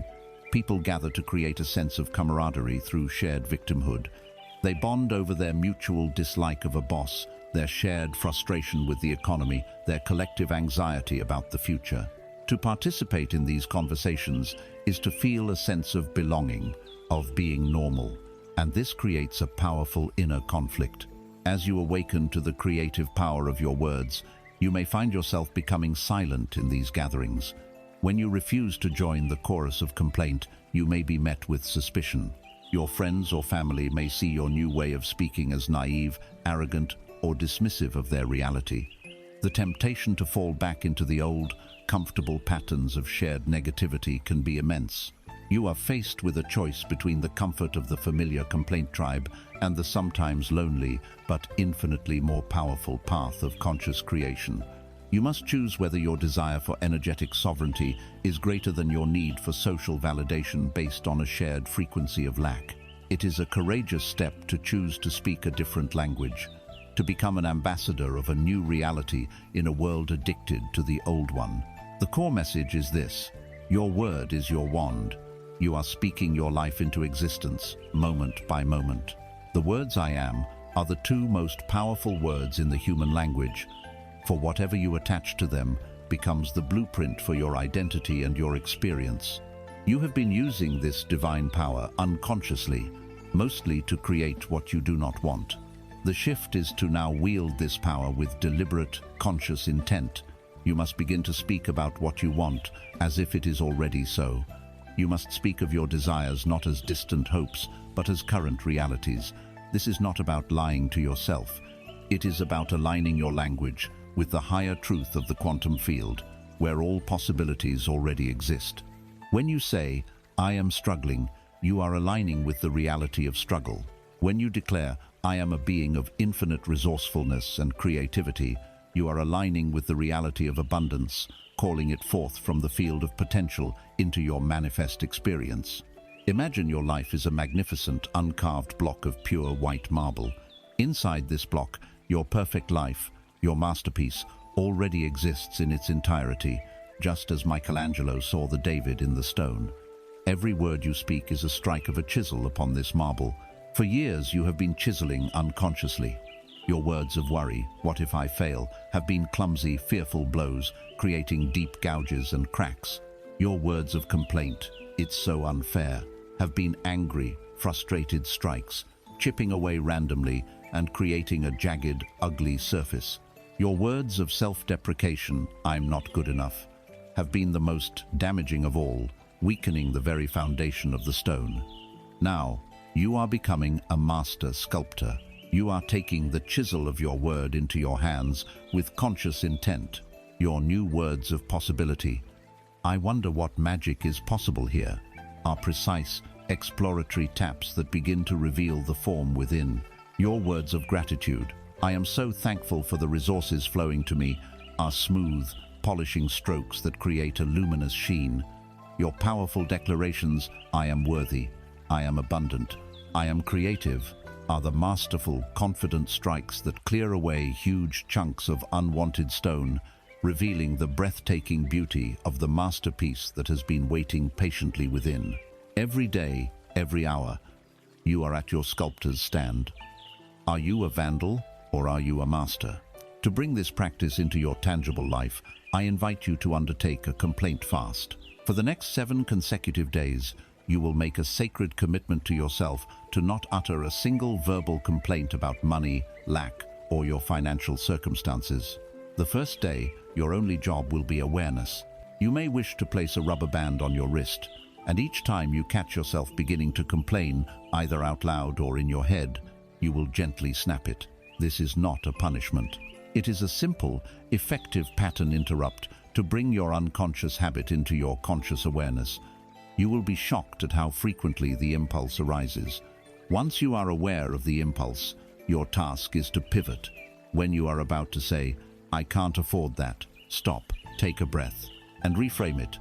"I am choosing to direct my financial energy elsewhere right now," which is a statement of power and choice. Or even better, ask a question of possibility. "How could I afford that?" which opens your mind to creative solutions. When you receive a bill, instead of groaning, look at it and say, "I am grateful for the service, the electricity, the water, the credit that this bill represents. I bless this bill, and I am grateful that the money flows to me easily and abundantly to settle it with joy." You are transforming a moment of energetic contraction into one of expansion, gratitude, and trust. Your words are the code you write for the program of your life. They are the commands that direct the flow of universal energy. By moving from unconscious complaint to conscious declaration, you cease to be a passive observer of a life that is happening to you, and you become the powerful author of a life that is flowing from you. You are no longer just describing your reality, you are commanding it. Words shape the energy, but action is what grounds it in the physical world. The smallest act of discipline is more powerful than the grandest intention. You have learned to shape the unseen energy with your thoughts and words. You have aligned your inner world with the frequency of abundance. This is the essential work of the architect, the dreamer, the visionary. But we do not live solely in the world of energy. We are beings of spirit grounded in a world of form. To bring the divine blueprint of your desires from the ethereal realm of thought into the solid reality of your life, a bridge must be built. That bridge is action, and the steadfast, loving process of building that bridge, day by day, is called discipline.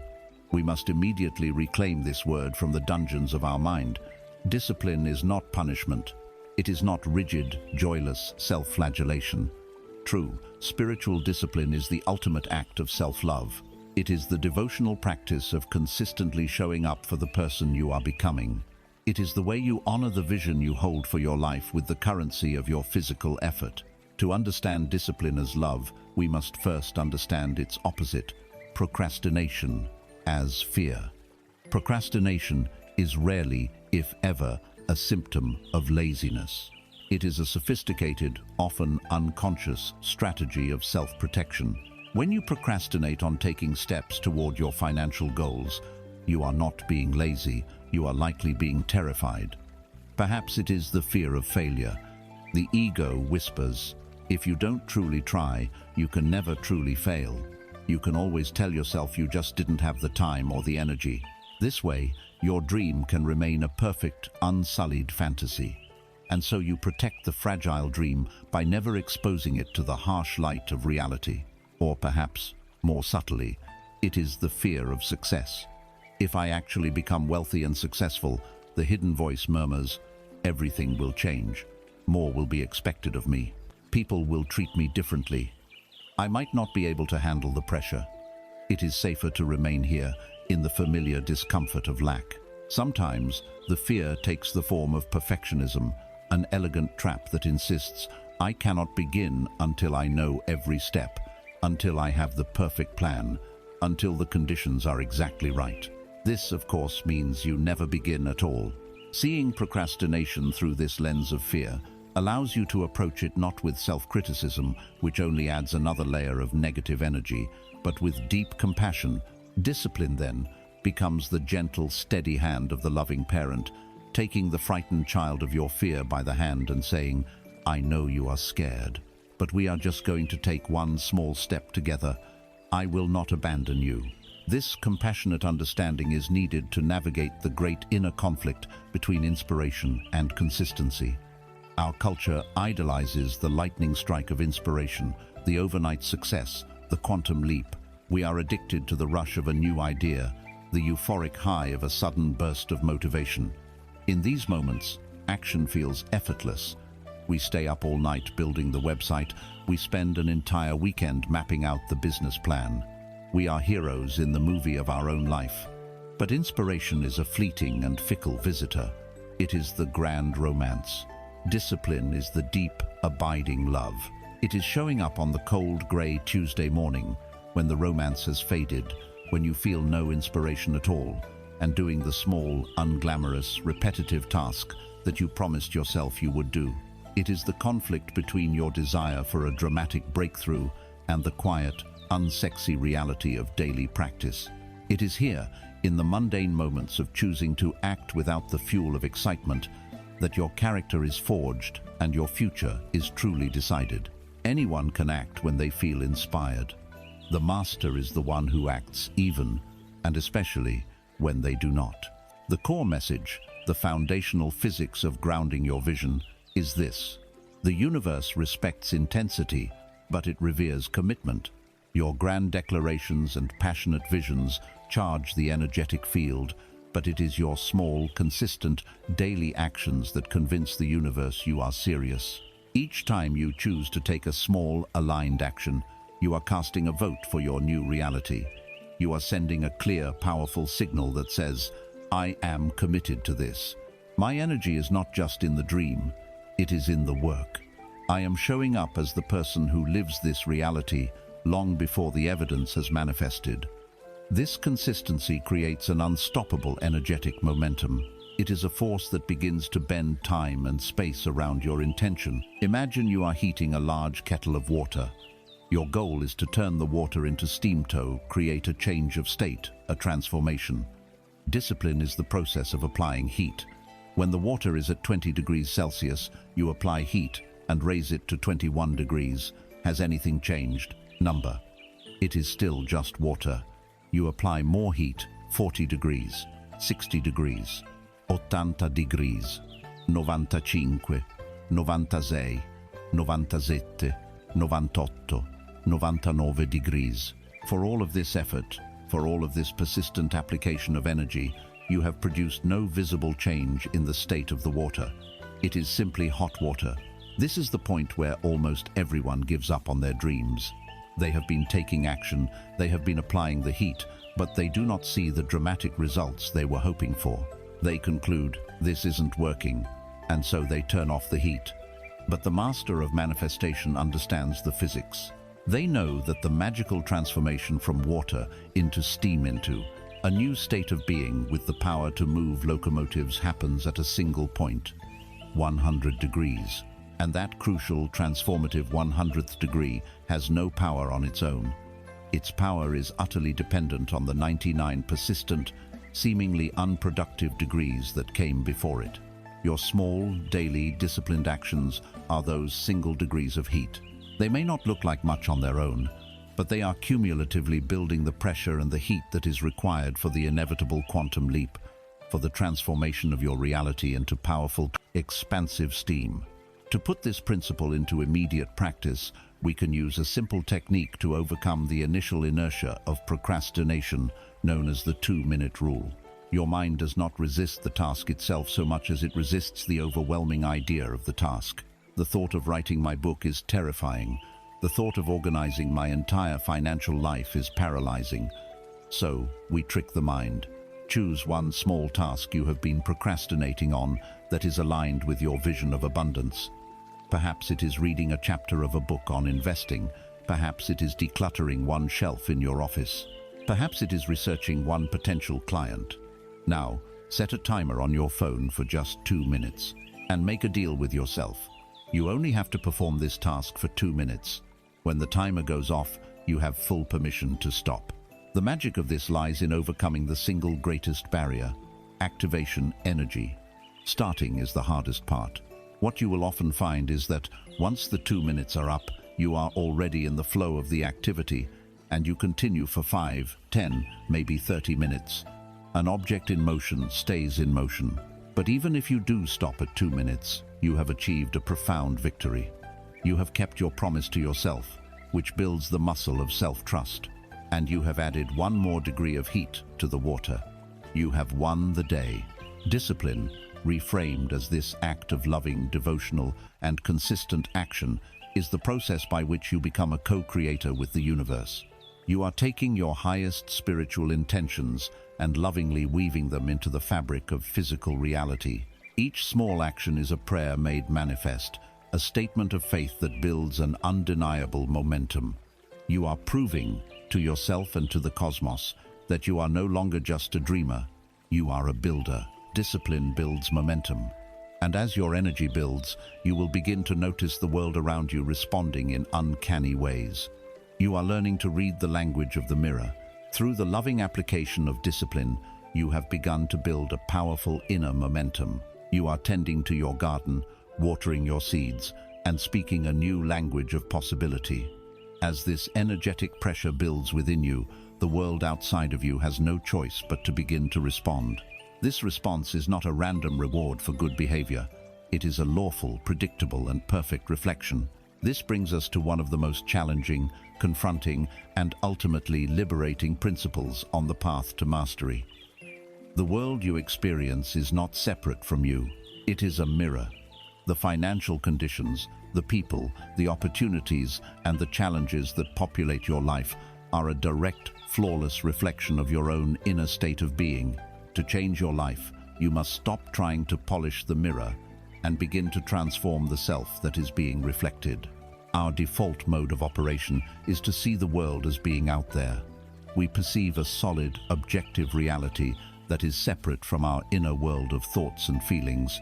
From this perspective, life is a series of events that happen to us. The economy is a powerful external force. Our boss is an external authority figure. The market is an unpredictable external entity. This perception creates the psychological state of the victim. If the problem is out there, if the reason for our struggle is the government, our upbringing, our unfair boss, or a bad economy, then we are absolved of responsibility. It is not our fault. This stance offers a strange, bitter comfort, the comfort of being blameless. But this comfort is purchased at the price of our own power. For if the cause of our life's conditions is external, then the solution must also be external. We are then left in a state of perpetual waiting and hoping. Waiting for the economy to improve, hoping for a new boss, praying that the world will change. We become passive spectators to our own lives, powerless to do anything but react to the whims of an external world. This is the great slumber of humanity. Awakening is the realization that there is no out there that is separate from in here. They are two sides of a single coin. This realization will inevitably trigger a powerful inner conflict, for the ego finds this principle deeply offensive. When you are faced with a challenging reality, an empty bank account, a client who refuses to pay, a business that is failing, the ego will rise up in furious protest. What do you mean this is a reflection of me? Are you saying this is my fault? The idea feels like blame, and the ego's primary defense mechanism is to deflect blame at all costs. It is much easier to be angry at a person or an institution than to engage in the courageous act of self-examination.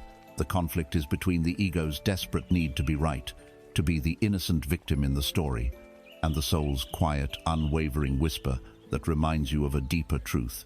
You are a creator. To accept the world as your mirror is to accept the terrifying and exhilarating responsibility of being the source of your own experience. It is the ultimate trade-off. You must be willing to give up the comfort of blaming others in exchange for the absolute power to change your life. The core message is this: your outer world is a three-dimensional, time-delayed feedback system for your inner world. It is a perfect mirror of your dominant beliefs and emotions. If you hold a deep, subconscious belief that life is a struggle, the mirror of the world will faithfully reflect back to you people and circumstances that make life a struggle.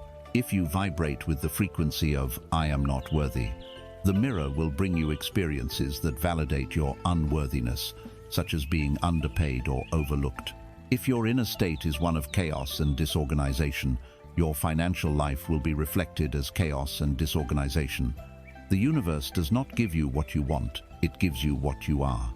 It reflects your state of being. Imagine you are walking through a vast, intricate hall of mirrors, the kind you find at a carnival. Each person, each event, each circumstance in your life is one of these mirrors.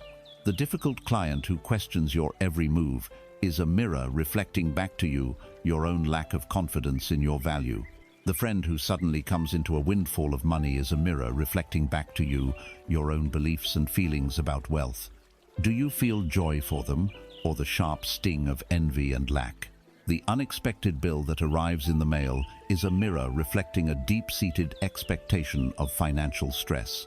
A person who runs around the hall of mirrors, angry at the distorted, unflattering reflections, trying to argue with them, trying to cover them up or smash them, is a fool. They are engaged in an exhausting, pointless war with themselves. The master walks through the same hall of mirrors, but understands its purpose. They do not get angry at the reflections, they study them. They look at a distorted image and say, "Ah, that is interesting. That mirror is showing me an aspect of myself that is out of alignment." They use the reflections not as a reason for blame, but as an invaluable source of diagnostic information. They then turn their attention away from the mirror and make an adjustment to the one thing they can control: themselves. They stand up straighter. They change their posture. They soften their expression. And as they change, every single reflection in the entire hall must, by the laws of physics, change with them. Do not fight your reflection, use it. To put this into practice, you must learn to ask a different set of questions when faced with a challenging situation. The next time you are triggered by a person or event related to your finances, instead of reacting with blame or fear, pause, take a breath, and become a compassionate investigator of your own consciousness. First, identify the trigger and the feeling. My business partner made a reckless decision, and I feel angry and afraid. Now, instead of focusing on your partner, ask the mirror questions of yourself. What is this situation reflecting back to me? Where in my own life am I being reckless with my energy or resources? Is there a part of me that believes that I cannot trust others with money? Is this experience confirming a hidden belief that I always have to do everything myself to get it right? Or perhaps the trigger is, I was passed over for a promotion. The mirror questions would be, where am I passing myself over? Where am I not promoting my own value to myself? Is there a part of me that believes I don't truly deserve the responsibility that comes with more success? This practice takes you out of the powerless state of victimhood and places you firmly in the seat of the empowered creator. Every challenge becomes an opportunity for profound self-awareness and healing. The world transforms from a battlefield into a classroom. Life is not a random series of occurrences. It is an intelligent, responsive dialogue between your inner self and your outer reality. The world is constantly speaking to you, revealing to you the state of your own consciousness. By learning to read the language of the mirror, you graduate from being a pawn, moved about by unseen forces, to a master who understands the game. You stop fighting the world and begin to dance with it, using its feedback to refine and beautify the one thing that is truly yours, your own state of being. You are the artist, and the world is your canvas, faithfully showing you the image you are holding in your heart. To see your reflection clearly, you must understand the nature of value. True value is not assigned, it is emitted. It is the resonance of your being, As you stand before the great mirror of the world, you understand that its reflection is a perfect echo of your inner state. If you wish to see a reflection of wealth, prosperity, and abundance, you must embody the frequency of value. But this forces us to confront one of the most fundamental and misunderstood questions of our existence. What is true value? Our society has sold us a fraudulent equation, an industrial-age dogma that has been the source of immense suffering. That equation is effort plus time equals value. We have been taught that value is created by working hard, by putting in long hours, by sacrificing our well-being for a paycheck. We believe that being busy is the same as being valuable. This is a profound and tragic illusion. It is the hamster wheel that keeps so many running, exhausted, and yet feeling deeply unfulfilled. It is time to shatter this old paradigm and embrace a law of energy that is far more elegant and true. The real equation is this: authenticity, expressed with passion, creates a unique resonance, and it is this resonance that the universe recognizes as true value. Look at the landscape of our modern work culture. It is a monument to the glorification of busy. We see people rushing from meeting to meeting, their calendars a chaotic mosaic of obligations, their phones buzzing with an endless stream of demands. They are working 60-hour weeks, fueled by caffeine and adrenaline. They are undeniably putting in the effort and the time, but are they creating true value? Often the answer is no. They are merely perpetuating a cycle of activity. They are producing work that lacks soul, that lacks the spark of genuine inspiration, because they themselves have become disconnected from their own source. This is the inevitable outcome of a system that teaches us to amputate the most vibrant parts of our nature in exchange for security. From a young age, we are asked not, "What makes you come alive?" but what will be a marketable skill. We are encouraged to fit ourselves into a pre-existing, profitable box, even if the shape of that box suffocates our spirit. The result is a world filled with people who are specters of their true selves, haunting the hallways of careers they never truly chose, feeling the deep, gnawing ache of soul work deprivation. Burnout is not just the result of overwork, it is the cry of the soul being starved of its authentic expression. True value can never be created from this place. It is not born from conformity. It is the rare and priceless treasure that is unearthed only when you have the courage to express the one thing that no one else on this planet can: your own unique, authentic, energetic signature. This understanding illuminates a central inner conflict that many of you are navigating right now. It is the battle between the path of perceived safety and the path of purpose. On one side stands the voice of pragmatism, the voice of your conditioning.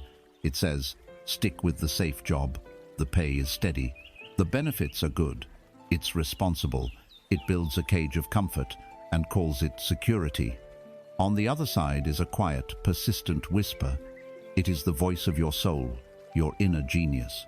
It is the feeling that arises when you are lost in an activity you love, when you are writing, or building something with your hands, or solving a complex problem, or nurturing a garden, or connecting deeply with another person. In these moments you feel a sense of rightness, of flow, of being truly yourself. You come alive. But the voice of fear immediately rushes in to dismiss this feeling. That's just a hobby, it scoffs. You can't make a living from that. You'll be a starving artist. Don't be a fool. The conflict is between the identity you have been assigned by the world and the identity your soul knows itself to be. It is the tension between the predictable but lifeless path and the uncertain but thrilling one. The core message that resolves this conflict is one of the most vital truths for the future of our world, famously articulated by the philosopher Howard Thurman. Don't ask what the world needs. Ask what makes you come alive, and go do it. Because what the world needs is people who have come alive. From an energetic perspective, this is not just beautiful poetry, it is literal physics. A person who is doing what makes them come alive is a person who is operating in their zone of genius. Their entire being begins to emit a powerful, coherent, and deeply attractive vibrational frequency. This energy infuses everything they do with a palpable quality of excellence, presence, and passion that simply cannot be manufactured or faked. This is what true value feels like. It is the difference between a mass-produced piece of furniture and one handcrafted by a master artisan who loves their work. Both may serve the same function, but one is dead, and the other is alive with the resonant energy of its creator. Imagine you are a priceless Stradivarius violin, created with a unique genius to produce a sound of celestial beauty. Now imagine that for your entire life, you have been used as a hammer. You have been told your purpose is to pound nails into wood. You can, with great effort and inefficiency, perform this task, but every strike sends a shudder of pain through your being. You feel a sense of wrongness, of deep misuse. This is the feeling of being in a job that is out of alignment with your soul. Now, imagine someone finally recognizes you for what you are. They pick you up, hold you with reverence, and draw a bow across your strings. And the note that emerges, that singular, perfect note that only you can produce, is not just a sound, it is resonance. It is a vibration that fills the entire concert hall, that vibrates in the wood of the stage, that resonates in the very bones and hearts of the audience. The violin does not have to chase the audience or convince them of its value. The audience is captivated, drawn in, and held in thrall by the sheer power and beauty of its authentic resonance. This resonance is your true value. When you are doing what you were built to do, you do not have to chase money or opportunity. Your authentic vibration becomes a powerful magnetic force, and the universe, as the audience, responds with a standing ovation in the form of abundance, joy, and flow. To discover your own unique resonance, you must become an archaeologist of the self. I invite you to take some quiet time with a journal and explore 3 questions. First, what activities in your life make you lose all track of time? When are you so absorbed, so in the zone, that hours feel like minutes? This is a powerful clue to your natural state of flow. Second, what did you love to do as a young child before the world told you what you should be and what was practical? What were your pure, unadulterated passions? The child you were often holds the key to the genius you are. And third, what do people naturally and consistently ask you for help with? Do they come to you for advice on relationships, for help organizing their homes, for your ability to fix things, for your calming presence? How others see your innate talents can be a powerful mirror. The overlap between the answers to these 3 questions is where your zone of genius lies. Your next step is not to quit your job and take a reckless leap. It is to ask, how can I introduce just 1% more of this resonant energy into my life this week? Can you dedicate 1 hour to that childhood passion? Can you offer your natural talent to help one person with no expectation of return? You must begin to activate this dormant energy. True, sustainable wealth is never the reward for joyless labor. It is the natural, inevitable consequence of bravely and generously radiating your most authentic value into the world. Your focus shifts from the fearful question of, how can I get, to the joyful, powerful question of, what is my unique gift to give? As you dare to come alive, you become energetically irresistible. You stop chasing. You start attracting. When you vibrate with your true value, you begin to interact with a powerful, invisible law that governs the flow of energy. This is the law of harmonious attraction. As you begin to vibrate with the frequency of your own true value, you activate one of the most talked about and yet most profoundly misunderstood laws of the universe. It has been called the law of attraction. But we must now move beyond the popular, simplified version of this law, which has been presented as a kind of cosmic vending machine, a wish and receive formula that has led to more frustration than fulfillment. The pop culture version of this law is a shallow interpretation of a much deeper, more potent, and more demanding truth. We are not here to dabble in wishful thinking. We are here to engage in the majestic art of conscious creation, and this requires a radical shift in our understanding of how reality is formed. The mainstream law of attraction has failed so many because it operates on a flawed premise. It teaches you to focus intensely on what you want. You are told to create a vision board, to visualize the new car, the big house, the abundant bank account. But in the very act of wanting something, what is the underlying energetic statement you are making to the universe? The powerful dominant vibration is not that of the car or the house, it is the feeling of not having it. The act of wanting is a declaration of lack. When you yearn for something, you are energizing the state of yearning. When you pine for something, you are energizing the state of pining. You are shouting into the great mirror of the universe, "I do not have this." And the universe, in its perfect, impersonal fidelity, lovingly shouts back, "You are right. You do not have this." The universe does not respond to the pictures in your head. It responds to the dominant frequency of your being, the feeling in your body. This is the great secret. You do not attract what you want. You attract what you are. This truth reveals a deep inner conflict, a sticking point that causes most people to abandon this path. Your conscious mind attempts to follow the instructions. It tries to visualize success, to feel wealthy, but your body, your senses, your entire being are steeped in the facts of your current reality. The bills on the table, the sound of the sputtering engine in your old car, the feeling of anxiety in your stomach. These sensations are powerful, and they create a dominant feeling state of lack. To then try and force a feeling of abundance on top of this feels like a lie. It feels like self-deception. This creates a painful internal dissonance. The conscious mind is affirming, "I am wealthy," while the subconscious mind, which controls the feeling state of the body, is screaming, "No, you are not." Look around you. This internal argument, this vibrational tug-of-war, results in a nullified signal. It is a prayer spoken with a forked tongue, and it cannot be answered. You cannot fool yourself into a new reality. You must instead learn to occupy it so fully that it becomes more real than the world your senses currently perceive. The master key that unlocks this paradox was given to us by the great mystical teacher, Neville Goddard.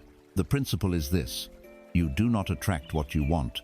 You create your reality by assuming the state of the wish fulfilled. This is not about pretending or faking it till you make it. It is a subtle yet world-changing shift in consciousness. It is the art of moving from thinking of your desire to thinking from your desire.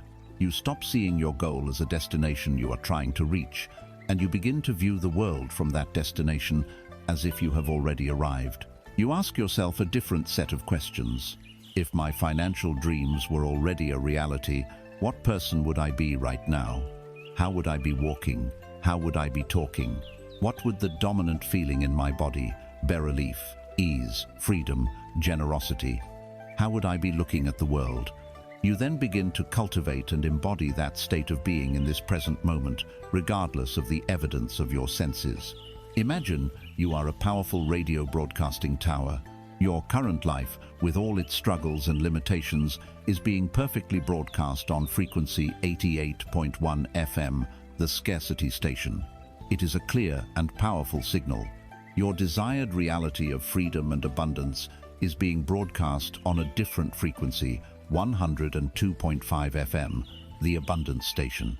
The pop culture law of attraction teaches you to sit in your car, tuned to 88.1 FM, and just wish really hard that you could hear the music from 102.5 FM. This is, of course, impossible. The master teaching, the practice of assuming the state, tells you something different. It tells you that you are not the listener. You are the broadcasting tower itself. Your job is not to wish for a different song, but to change your own broadcast frequency.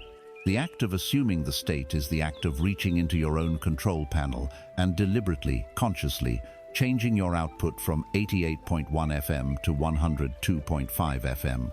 You begin to broadcast the frequency of abundance first, with unwavering faith that the physical world, the radio receiver, must eventually pick up the new signal and play the new song. To practice this, we can use the most receptive moment of our entire day, the few minutes just before we fall asleep. This is the state akin to sleep or sats. In this drowsy, hypnotic state, the loud, critical conscious mind begins to power down, and the doorway to the vast, creative subconscious mind swings wide open. This is where you plant the seed of your new reality. The method is simple and beautiful. Do not visualize a complicated movie of your success. Instead, condense your wish fulfilled into a single, simple, sensory event. an event that implies the desire is already a fact. For example, if your desire is financial freedom, don't visualize piles of money.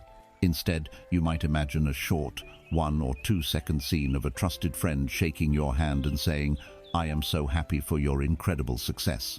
Or you might imagine the feeling of relief as you stamp a final bill paid in full.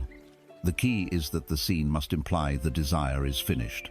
Now, in your drowsy, relaxed state, you loop this short scene over and over again in your imagination. Do not force it. Do it gently. The most important part is not the visual, but the feeling that the scene generates within you. Feel the genuine warmth of your friend's handshake. Feel the deep sigh of relief in your chest. Marinate your entire consciousness in the feeling of the wish fulfilled, and then you fall asleep in that state. You are impressing your new reality upon the subconscious mind at the most receptive moment possible, commanding it to build a life that conforms to this new feeling state. This is a profound shift in your understanding of yourself. You are not a tiny, powerless magnet trying to pull things toward you from a vast, separate universe. You are a projector. Your inner state of being is the film reel, and the world is the screen. If you do not like the movie you are watching, it is pointless to yell at the screen or try to physically alter the images. You must have the wisdom to turn inward and change the reel that is playing inside the projector. The inner state is the cause, the outer world is the effect. By learning to consciously choose, cultivate, and inhabit your desired state of being, you are moving from a life of hope to a life of command. You are graduating from being a creature of circumstance to a creator of worlds. Assuming the state requires a profound shift in identity, you must stop seeing yourself as a seeker and begin to recognize yourself as the source. The practice of assuming your wish fulfilled is the bridge to a new reality. But to live permanently on that new shore, to make it your home, you cannot be a mere visitor. The state you assume cannot be a costume you put on at night and take off in the morning. It must become the very skin of your being. It must become your new identity. This requires the final and most profound shift in consciousness you will ever make. It is the graduation from the archetypal role of the seeker to the sovereign state of the source. For your entire life, you have been conditioned to be a seeker. You have sought knowledge, you have sought approval, you have sought love, and you have sought wealth. The seeker's journey feels noble, productive, even spiritual, but it is a gilded cage, a beautiful and intricate trap that keeps your power forever at a distance, forever just over the next horizon. Let us dissect the energetic posture of the seeker. The seeker is always looking for the next piece of the puzzle, the next book, the next workshop, the next guru, the next secret technique that will finally unlock the door. The fundamental assumption of the seeker is that the answer is out there. The key, the power, the permission you need is held in the hands of another or in a place you have not yet reached. This identity, by its very nature, is a declaration of lack. It presupposes an inner emptiness that must be filled by something external. It keeps you in a perpetual state of not yetness. You are always on the verge of a breakthrough, always about to arrive, but you never quite do, because the identity of seeker requires something to be sought. To actually find it would be to annihilate the identity itself. This is an exhausting and deeply disempowering way to live. You are a perpetual student, a supplicant, a beggar at the gates of the universe, asking for entry. But the secret is that you were born inside the gates. You were born the master of the house. The seeking is the very activity that keeps you wandering in the yard, believing you are locked out. This invitation to step out of the seeker role and into the role of the source will trigger a deep inner conflict. It will confront the bedrock of your perceived identity, and it often masquerades as a virtue, humility. The ego, terrified of the immense responsibility that comes with true power, will whisper, "Who are you to claim to be the source? That is arrogant, that is blasphemous, that is playing God." This false humility is the ego's most sophisticated defense mechanism. It keeps you small, safe, and blameless under the guise of being spiritual and reverent. The conflict is between this ingrained, conditioned sense of your own smallness and the dawning, terrifying, exhilarating recognition of your own divine nature. It is the struggle between the comfort of being a humble seeker who can't be held responsible for their reality, and the awesome responsibility of being a powerful creator who is the absolute cause of their reality. To make this shift, you must be willing to let go of the need to be seen as humble, and instead choose to be authentically, unapologetically powerful. The core message, a truth echoed by the great mystics across the ages, is this: you are not a separate, tiny fragment in a vast universe. You are a holographic piece of that universe, containing the whole within you. As the poet Rumi declared, you are not a drop in the ocean, you are the entire ocean in a drop. The infinite supply of the cosmos is not out there, separate from you. It is an inexhaustible wellspring within you. You are not a container that needs to be filled. You are a unique distribution point, a personalized channel through which the infinite energy of Source seeks to express itself. You are not begging from the universe. The universe is waiting to flow through you. Your work is not to acquire, but to allow. Your work is not to get, but to give of the infinite supply that you already are. Imagine you have spent your entire life living in a desert, feeling a constant, nagging thirst. As a seeker, you spend your days scanning the horizon for a distant river, for a rumored oasis. You study ancient maps, you pray for clouds to form, you follow any rumor of water, often finding only mirages. Your entire life is defined by this external search, by your thirst, by the absence of water. This is the seeker's journey. But the truth is that right beneath the patch of desert where you stand, there is a vast, powerful, pressurized underground spring, a limitless aquifer of the purest water. Your entire life's work was never to scan the horizon. It was to stop, to be still, to trust, and to begin to dig right where you stand. The digging is the inner work, the removal of the rocks of your limiting beliefs, the clearing away of the debris of your past traumas and fears that have been paving over this inner spring. The moment you break through that final layer of resistance, the moment you give yourself permission to be the source of your own supply, the water does not just trickle out, it erupts, it gushes forth, creating not just enough for you to drink, but creating an oasis in the desert, a pool of life that nourishes everything and everyone around you. You cease to be the thirsty one searching for water, you become the spring itself. To make this profound identity shift from seeker to source, you must begin by changing the fundamental question that drives your life. The seeker's question is always, what do I need to do to get what I want? This question presupposes that the object of your desire is external and must be acquired through action. The source's question is entirely different. It is, who do I need to be for my desire to be the natural, inevitable consequence of my existence? This question shifts the entire focus from the external world of doing and getting to the internal world of being. The answer is no longer a to-do list. It is a list of qualities. To have a life of abundance, you must be abundant. What are the qualities of an abundant being? They are confident, not arrogant. They are generous, not reckless. They are peaceful, they are creative, they are disciplined, they trust the flow of life. Your work, then, is no longer to chase money. Your work is to relentlessly, passionately cultivate the qualities of confidence, generosity, and peace within yourself. You focus on being the person who is a vibrational match to the reality you desire, with the absolute faith that the reality must then, by law, manifest around you. This is the great graduation of the soul. You are no longer looking for a savior, because you have realized you are the one you have been waiting for. You are no longer waiting for a miracle, because you understand that you are the very point from which miracles originate. You are no longer asking for permission, because you have claimed your own divine authority to create. This is the final and most crucial step in becoming the master of your energetic reality. You are not a seeker, lost in the desert. You are the oasis, waiting to bloom. As you embody the source, your relationship with money transforms entirely. It ceases to be a master or a goal. It becomes a tool, a servant. As you awaken to the truth of your own being as the source of your experience, not just a seeker of it, your entire perception of the world begins to recalibrate. Old structures of belief crumble, and you begin to see reality through new eyes. Nowhere is this shift more critical or more liberating than in your relationship with the most charged and misunderstood energy in our society, the energy of money. For generations, humanity has been unconsciously engaged in a form of worship. We have placed money upon a golden throne, endowed it with godlike powers, and organized our lives, our societies, and our very souls around its service.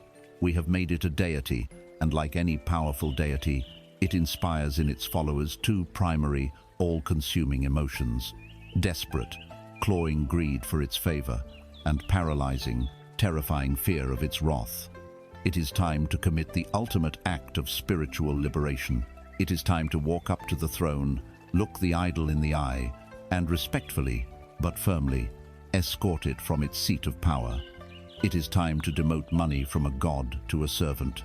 This deification of money is woven into the very fabric of our language and thought. We speak of the almighty dollar.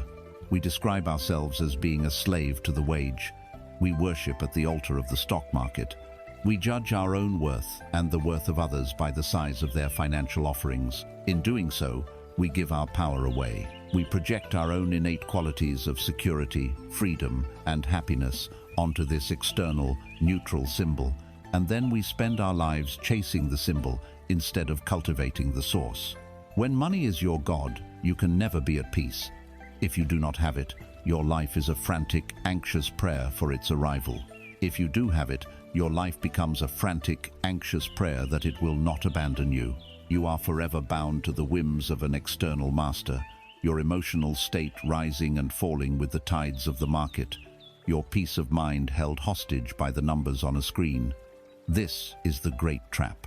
It is the illusion that a tool is more powerful than the hand that wields it. This illusion creates a deep and painful inner conflict for anyone on a conscious path. We are confronted with spiritual teachings that warn against materialism and the love of money. We hear admonitions like, "You cannot serve both God and mammon," and we interpret this to mean that to be spiritual, we must be poor. We develop a subtle, and sometimes not so subtle, belief that poverty is a sign of piety, that there is something noble in struggle, and something inherently unspiritual or low vibration about having great wealth. This creates a destructive pattern of self-sabotage. We desire the freedom, the ease, and the capacity for positive impact that financial abundance can provide, but we simultaneously feel a deep sense of guilt for wanting it. We push it away with one hand while trying to draw it in with the other. The signal we send to the universe is hopelessly contradictory. We must understand the wisdom of those ancient teachings more deeply. The problem has never been money itself. The problem has always been the worship of money, the act of placing it on the throne that is meant only for the divine source within you. There is nothing unspiritual about having a full toolbox. The only question is whether you are the master of your tools, or whether your tools have become the master of you. The core message that resolves this conflict is one of profound neutrality and personal responsibility. Money is an amplifier. It is an energetically neutral tool that simply makes you more of what you already are. It has no character, no morality, no consciousness of its own. It is a form of social energy, and like electricity, it can be used to warm a home or to power an electric chair. The energy itself is blameless. Its effect is determined entirely by the consciousness of the person directing its flow. If you are a fearful, stingy, and insecure person, a sudden windfall of wealth will not heal you. It will amplify you. It will turn you into a paranoid, miserly, and deeply insecure person, terrified of losing what you have. If you are a kind, compassionate, and generous person, an increase in wealth will simply provide you with a larger canvas upon which to express your generosity and compassion. It will amplify your ability to do good. The issue is never, ever the money. The issue is always and only the level of consciousness of the one who wields it. Imagine money as a hammer. In and of itself, a hammer is a neutral object of wood and steel. It possesses no inherent good or evil. In the hands of a master carpenter, that hammer is a magnificent tool of creation. It can be used to build a home that will shelter a family from the storm, a school where children can learn, a place of worship where people can find peace. It is a conduit for safety, creativity, and community. Now, imagine that same hammer in the hands of a vandal, a person filled with rage and resentment. In their hands, the hammer becomes a tool of destruction. It shatters windows, it breaks down doors, it causes harm and chaos. Do we look at the destruction and blame the hammer? Do we say, hammers are evil? Of course not.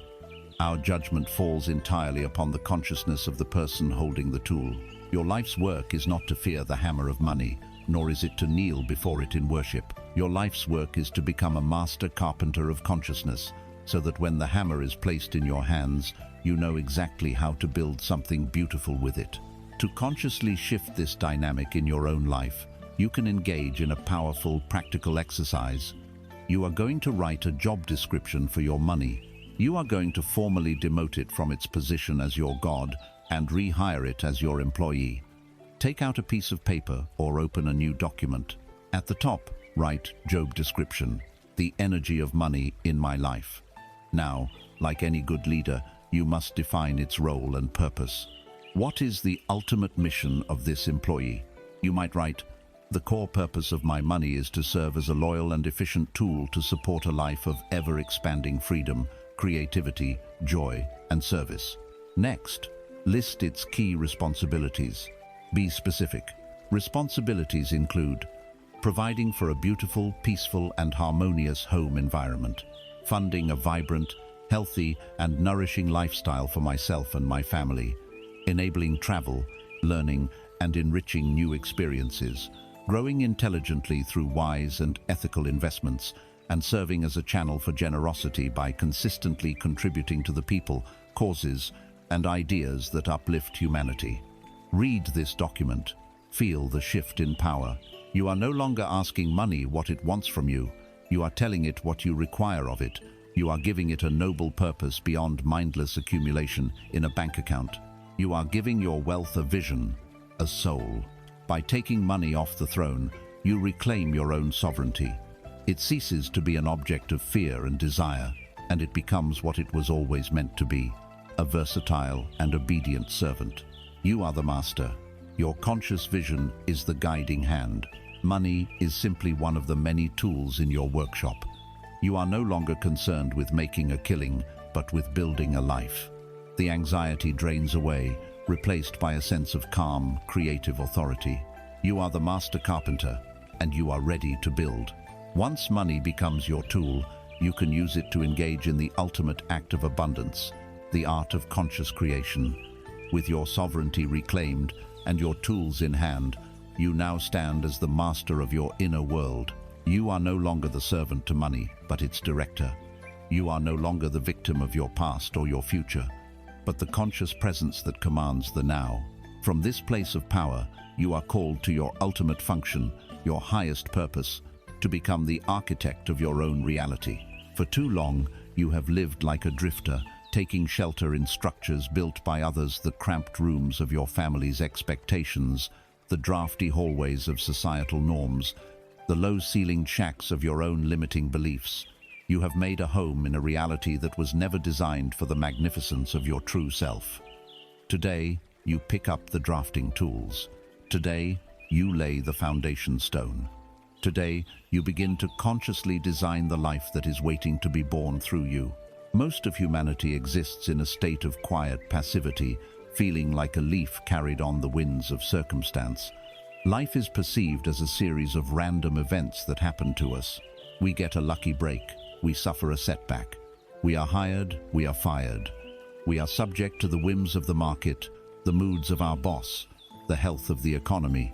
This passive stance is the lowest and most draining energetic state possible. When you have no conscious plan for your own life force, you become, by default, a resource for someone else's plan.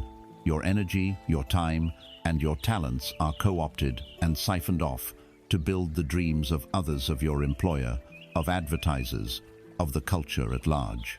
The deep, nagging feeling of having no purpose, of being used or unseen, is the direct result of failing to provide your own creative energy with a blueprint of its own. Without a design, you are just a pile of high-quality building materials waiting to be used by the first contractor who comes along.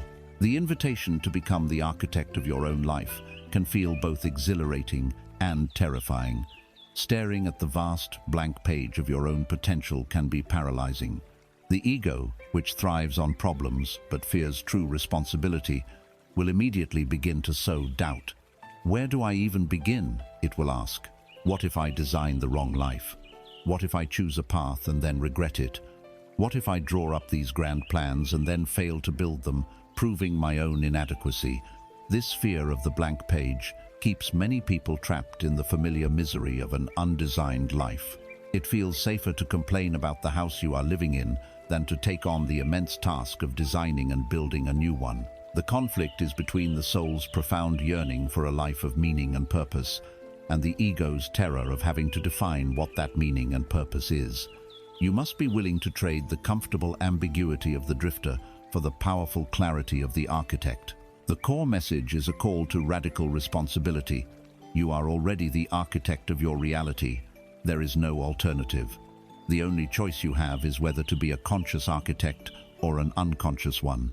For years, you have been an unconscious architect, designing your life from the tainted blueprints of your past traumas, your inherited fears, and your limiting beliefs. You have built, brick by painful brick, a reality that perfectly matches those unconscious designs. The grand work we are now engaged in is to seize the drafting tools from the hands of your fear-based ego and place them firmly in the hands of your highest, most expansive consciousness. You must understand the mechanics of creation. Your clear, focused, and heartfelt intention is the architectural blueprint. Your emotion is the power supply for the construction site. When your feelings are aligned with your vision, the work flows with grace and speed. Your disciplined, daily actions are the master builders, the crew that shows up every day, rain or shine, to lay the foundations and raise the walls. You are the architect, the power source, and the construction crew. You are the trinity of your own creation. Another way to see this is to imagine your life is a magnificent, flawless block of marble. Within this block, your masterpiece, your most joyful, abundant, and fully realized self already exists as a perfect potential. It is not something you have to create from scratch. It is already there. The work of the architect, in this case, is the work of the master sculptor. Your job is not to add anything to the marble. Your job is to bravely and skillfully chip away everything that is not the masterpiece. Every limiting belief is a chunk of excess stone. Every self-sabotaging habit is a layer of dust obscuring the form. Every fear is a flaw in the marble that must be worked around or transformed. Creation, in this sense, is a divine act of subtraction. You are not building a new you. You are revealing the true you that has been there all along. Your design, your blueprint, is the vision of that finished masterpiece, a vision you hold in your mind's eye that guides every strike of the chisel. To make this process tangible, we will engage in a practical act of architectural design. I want you to find a quiet space where you will not be disturbed for at least 30 minutes. Put on music that makes you feel expansive and inspired. This is not a mental exercise, it is a sacred ceremony. You are about to draft the blueprint for your new reality. At the top of the page, write, "A perfect day." Now, in the first person and the present tense, begin to write the story of this day, from the moment you awaken to the moment you drift off to sleep. But you will not just list events, you will describe it with all your senses engaged. As you awaken in your perfect day, what is the first feeling in your body? Is it peace, excitement, deep contentment? What does the light look like as it enters your room? What sounds do you hear? As you go through this day, who are you with? What is the quality of your interactions? Feel the joy of the conversations. What work are you engaged in? Feel the deep satisfaction and flow of being in your zone of genius. Describe what you eat, what you wear, how you move your body. Feel the vitality and health coursing through you. Most importantly, your design must include your purpose. What are you contributing? How is your unique value flowing out into the world and blessing others? See and feel the impact you are making. Write until the page is filled with the feeling, the texture, and the vibration of this ideal reality. Do not hold back. Give yourself permission to dream without limits. This document is your blueprint. It is the clear, unambiguous signal that you will now hold in your consciousness. By consciously designing your energetic blueprint, you fundamentally alter your relationship with the universe. You cease to be a passive reactor to random events, and you become an active, powerful creator, a clear signal that cuts through the noise.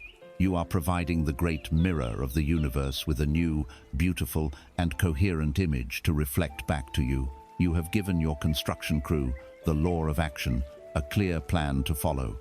You have given your power source, the law of emotion, a vision to energize. You have become the conscious cause of the life you are about to inhabit. A beautiful blueprint requires the right materials. The universe provides these materials through channels you might not expect, often disguised as challenges. You now stand as the conscious architect of your reality, holding a divine blueprint for the life you intend to create.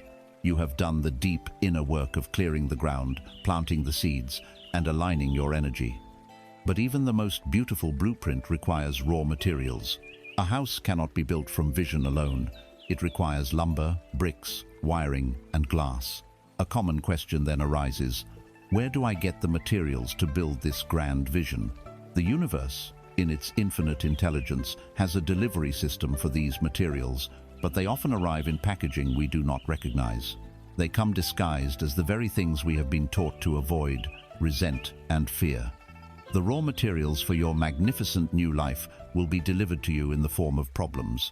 Our conditioned human response to the appearance of a problem is to recoil. A problem feels like a threat, an obstacle, a punishment. The moment a challenge arises, a client cancels a contract, a market shifts, a financial loss occurs, so a nervous system floods with stress. We contract, we complain. We ask the universe the great, disempowering question of the victim: why is this happening to me? We see the problem as a roadblock, a sign that we have made a wrong turn, a cruel joke played by a capricious fate. This reaction is a colossal waste of creative energy.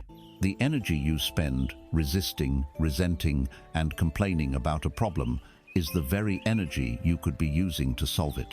A problem is simply a gap between current reality and a desired reality.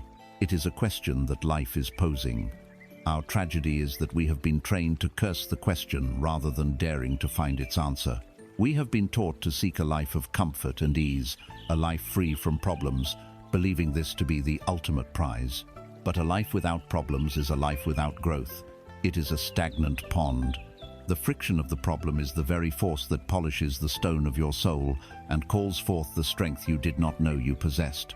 This creates a deep inner conflict between the part of you that wants a smooth, predictable, and easy life, and the deeper part of your being, your soul, that came to this earth for the express purpose of evolution.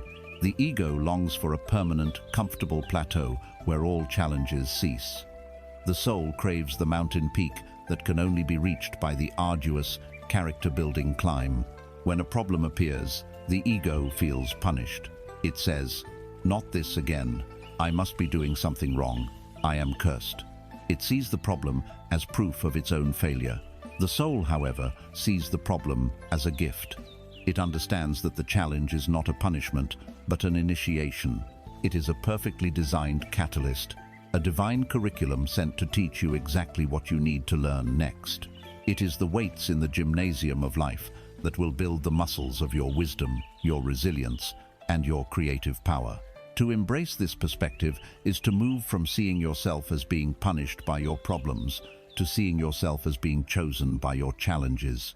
The core message, the secret key that unlocks the treasury of abundance, is this: all wealth is a byproduct of solving problems. Money, in its purest form, is simply a certificate of appreciation from the human collective for having solved one of its problems.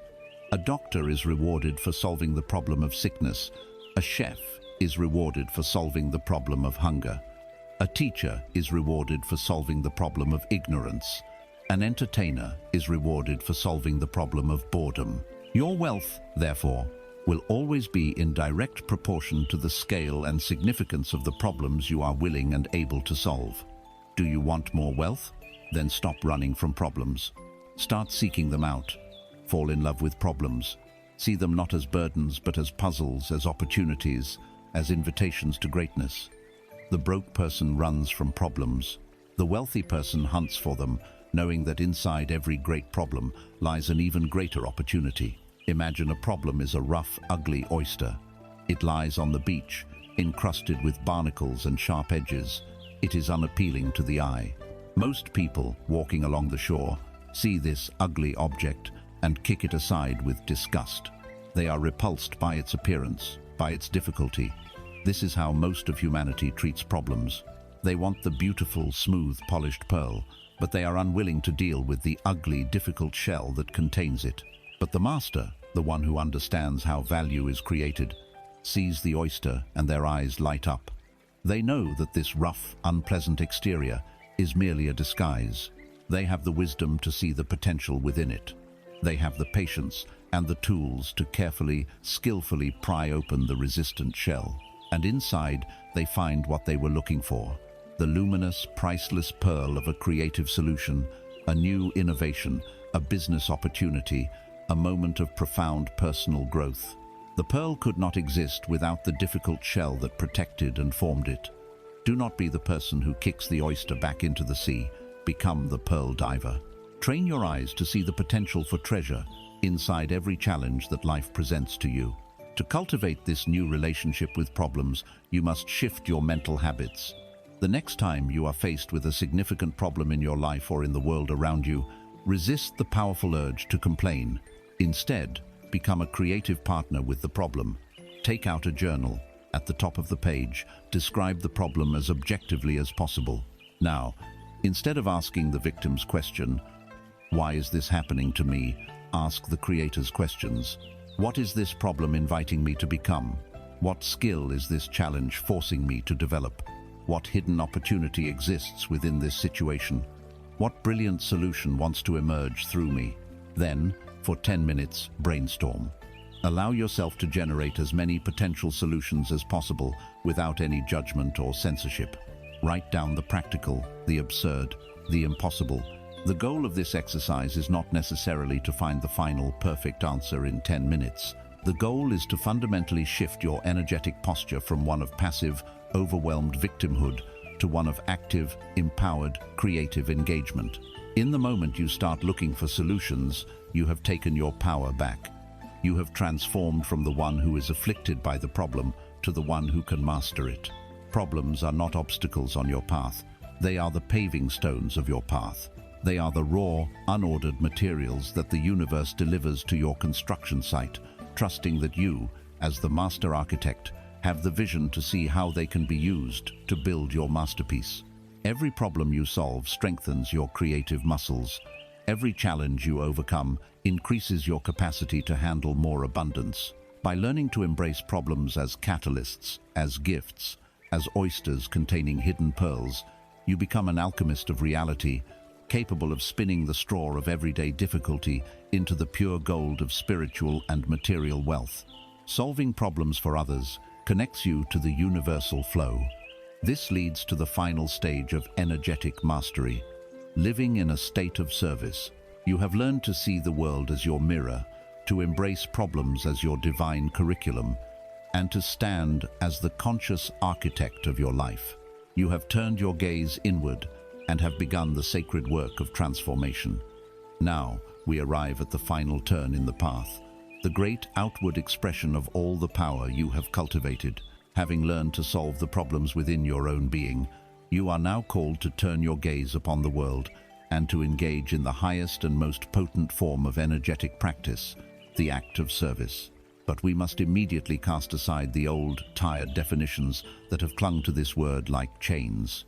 The service we speak of is not born of guilt, duty, or self-sacrifice. It is not the grim, joyless task of the martyr. True, spiritual service is the ecstatic, effortless, and inevitable overflow of a soul that has become so filled with its own light that it cannot help but illuminate everything it touches. Our culture has driven a deep and tragic wedge between the act of making a living and the act of making a difference. We are taught that these are two separate and often mutually exclusive endeavors. We are told to first go out into the world and get ours. Secure your own position, build your own fortress, fill your own storehouses. Then, and only then, if you have time and resources left over, you might consider the luxury of giving back. Service is framed as a charitable deduction you make from your surplus, an afterthought to a life spent in pursuit of self-interest.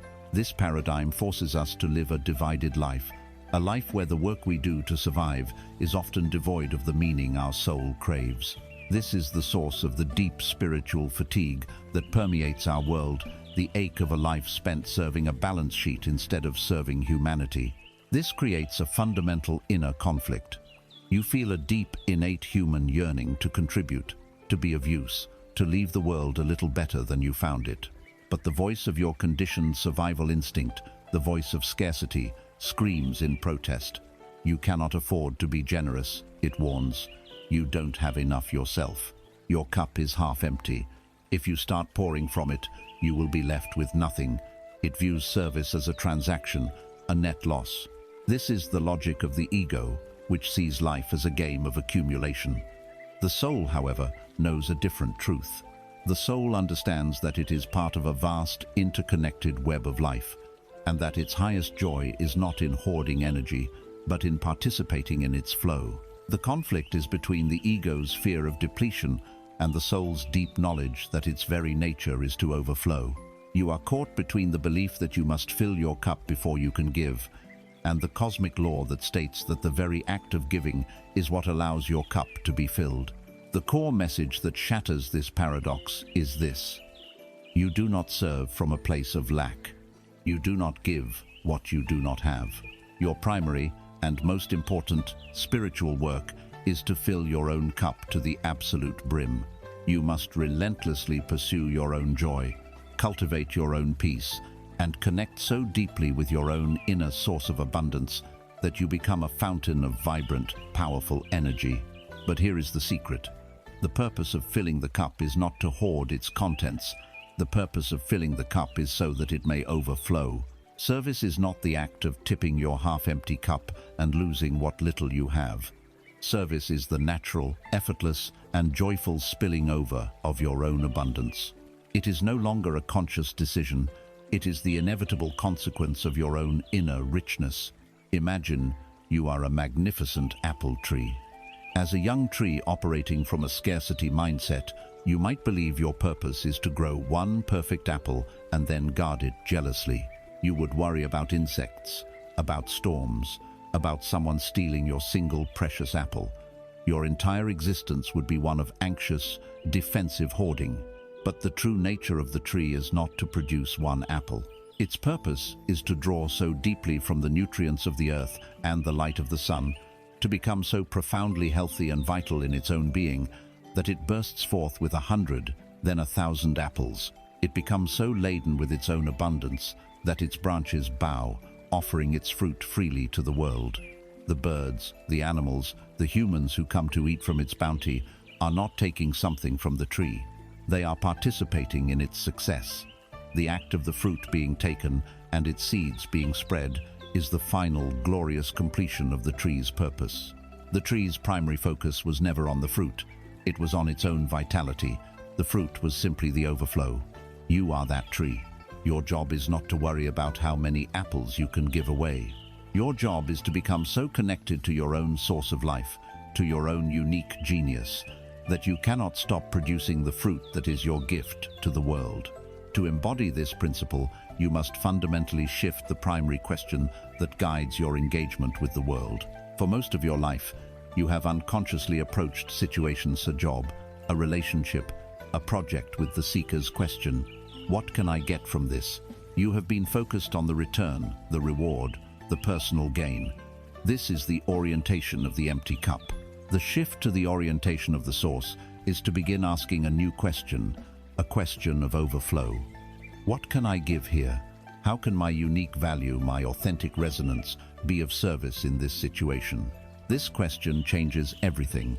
It transforms a job interview from a desperate plea for approval into an opportunity to explore how your unique gifts can solve the company's problems. It changes a creative project from a pursuit of fame into an offering of your soul to the world. It changes your entire life from a frantic quest for what you can get into, a joyful expression of what you already are. I invite you to begin a daily practice of service as overflow. Each morning, ask yourself this simple question: how can I use my unique gifts to make one person's life 1% better today? Notice the gentleness of this question. It does not ask you to save the world. It asks for a small, authentic act of overflow. Perhaps your gift is your calming presence. You can offer a moment of deep listening to a frantic colleague. Perhaps your gift is your sense of humor. You can share a laugh with a stranger who looks sad. Perhaps your gift is your skill with words. You can write an email of genuine appreciation to someone who is often overlooked. This is not about grand gestures. It is about a consistent, energetic posture. It is about training yourself to look at the world through the eyes of a contributor, not a consumer. It is about experiencing the profound joy and energetic uplift that comes from being a channel of grace in the world, however small the act may seem. When you live from this place of overflow, you step into the highest form of wealth creation.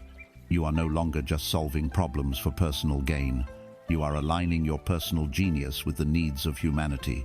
This is the most powerful magnetic frequency you can emit. The universe rushes to support the one who is dedicated to serving the whole. Your needs are met, not because you are focused on them, but because meeting your needs is the most efficient way for the universe to enable you to continue your work of service. You have transcended the laws of transaction and have entered the state of grace. You have discovered that true wealth is not what you accumulate in your own private reservoir, but the measure of the life-giving river that flows through you. You have journeyed from chasing ghosts to becoming the source. You have learned the language of energy. Now, there is only one thing left to do: to live it, to become the living embodiment of this truth. We have traveled far on this inner journey together. We have journeyed from the land of paper ghosts and shadows into the kingdom of the creative self. We have faced the phantoms of past and future, learned the language of energy and emotion, and stood as the conscious architects of our own reality. We have taken money off the throne of a god and placed it in the humble position of a servant. We have learned that our value is not in our struggle, but in our authentic resonance, and that the highest expression of our abundance is the joyful overflow of service. The maps have been studied. The principles have been understood. We now arrive at the final and most vital chapter of our work, the transformation of knowledge into being. It is the sacred act of embodiment, the process by which you cease to be a student of these truths and become their living, breathing evidence. It is the ascension into the state of the energetic billionaire. There exists in the world of self-development a subtle and pervasive trap. It is the illusion that to know a thing is to have mastered it. It is the temptation of the spiritual hobbyist, the person who collects concepts as others collect stamps. They can speak fluently the language of vibration, manifestation, and quantum reality. Their bookshelves are filled with the wisdom of the ages. They have listened to every podcast, attended every webinar. They are masters of the theory, yet their lives remain fundamentally unchanged, a landscape of frustration and disappointment. This is because knowledge that is not lived, that is not integrated into the very cells of your being, is nothing more than sophisticated entertainment for the ego. It provides the feeling of progress without the reality of transformation. The knowing-doing gap is the great chasm into which most good intentions fall. The real work, the work that changes worlds, is the process of taking a principle from a mere idea in your conscious mind and embedding it so deeply that it becomes your new subconscious habit, your automatic response, your second nature. It is the difference between reading a book about the art of swimming and the visceral total body experience of plunging into the water and surrendering to its embrace. This is where your greatest inner conflict will now arise. As you move through your days, armed with this new awareness, life will inevitably test you. A moment of stress will occur, an unexpected crisis, a financial pressure, a difficult conversation. In that moment, the pull of your old, deeply grooved neural pathways will be immense. The old you, the you that is an expert at worry, blame, and contraction, will try to hijack your consciousness. Your body will remember the old patterns of fear, The temptation to revert to the familiar comfort of your old victimhood will be powerful. This is the final exam. This is the moment where the knowledge must become action. In the face of stress, do you fall back into the unconscious reaction of the past, or do you have the presence of mind to pause, to breathe, and to consciously choose a new response? Can you choose to see the mirror instead of blaming the other person? Can you choose to ask a question of opportunity instead of complaining about the problem? Can you choose to assume the feeling of your wish fulfilled even when your senses are screaming the opposite? It is in these mundane, high-pressure moments of daily life that your mastery is forged. The core message of this final chapter is to redefine your understanding of wealth. You are to become an energetic billionaire. This has nothing to do with the numbers in your bank account, though those will inevitably begin to reflect your new state. An energetic billionaire is a person who has achieved a profound and overflowing richness in the true currencies of life. They are a billionaire in the currency of focused, undivided attention, which they no longer squander on trivialities, but invest in their purpose. They are a billionaire in the currency of high-frequency emotion, living primarily in the states of peace, gratitude, and creativity. They are a billionaire in the currency of time, for by living in the present moment, they have access to eternity, no longer losing their days to regrets of the past or anxieties for the future. They possess an overflowing abundance of vitality, passion, and life force, because they are no longer leaking their energy into conflict and resistance. For this person, material wealth is not a goal to be chased. It is the natural, effortless byproduct of their state of being. It is the shadow cast by an immense inner light. It is the echo that returns from the powerful song they are singing with their life. For 19 parts, you have been in the great library of consciousness. You have studied the maps that show the terrain of your own inner world. You have learned how to use the compass of your emotions to find your true north. You have learned to read the stars of the outer world as a feedback system, a mirror of your journey. This preparation is essential. But no one becomes a great explorer by memorizing maps. No one discovers new worlds by staying in the library. The true journey, the adventure that your soul has been craving, begins now. It begins the moment you close the book, step out into the sunlight, walk onto the deck of your own ship, and have the courage to raise the anchor and set sail into the vast, beautiful, and unknown ocean of your life. You are not meant to be a scholar of these principles. You are meant to be their proof. Stop being a student of the map. Become the explorer of the territory. To begin this great expedition, you must anchor the knowing in the doing. I invite you now to a final practice, a 30-day vow of embodiment. Look back upon the journey we have taken. Which principle, which idea, which practice resonated most deeply with you or challenged you the most? Perhaps it was the complaint fast. Perhaps it was the mirror principle. Perhaps it was the practice of assuming the state before sleep, or the commitment to 5 minutes of silence, or the daily question of service. Choose one, just one. Now, make a sacred, unbreakable vow to yourself that for the next 30 days, you will live and breathe this single principle. This is not a casual attempt. It is a period of intense, devotional focus. Each morning, you will remind yourself of your vow. Throughout each day, you will consciously and deliberately look for every opportunity to apply it. Each evening, you will spend a few moments journaling on your experience, your successes, your struggles, your insights. By focusing all your energy on integrating one principle so completely, you will permanently install it as a new part of your subconscious operating system. You will make it your new normal. And from that new foundation, integrating the rest will become infinitely easier. This entire journey has not been about learning a new way to get something you want. It has been a process of metamorphosis, of remembering the magnificent creator you have always been. You are not learning a new language. You are remembering your native tongue. You are the living message, the walking demonstration that it is possible to live a life of profound peace, purpose, and prosperity, not by changing the world, but by transforming the self. The book is now read. Its pages are your own consciousness. The ink is the energy you command, and the story it tells is the life you now choose to live. We began this journey together with a man named Alex. Adrift in the quiet desperation of a noisy coffee shop, he was a mirror for our own modern condition, feeling overwhelmed, disconnected, and searching for an escape from the relentless hum of a world that never sleeps. The journey we have walked since that moment was not about finding an exit door from that world. It was about discovering a doorway within. We started by bravely looking at the universal sickness, the subtle, pervasive feeling of dissatisfaction that the Buddha called Dukkha. We did not turn away from it, but rather we acknowledged its presence, as a doctor first acknowledges the symptoms of a fever. From there, we traced the fever to its source, not to some external flaw in the world, but to the internal fire of craving, of tanha, the endless thirst for more. But this diagnosis was not a sentence of despair. It was a message of profound hope, for it pointed directly to the possibility of a cure.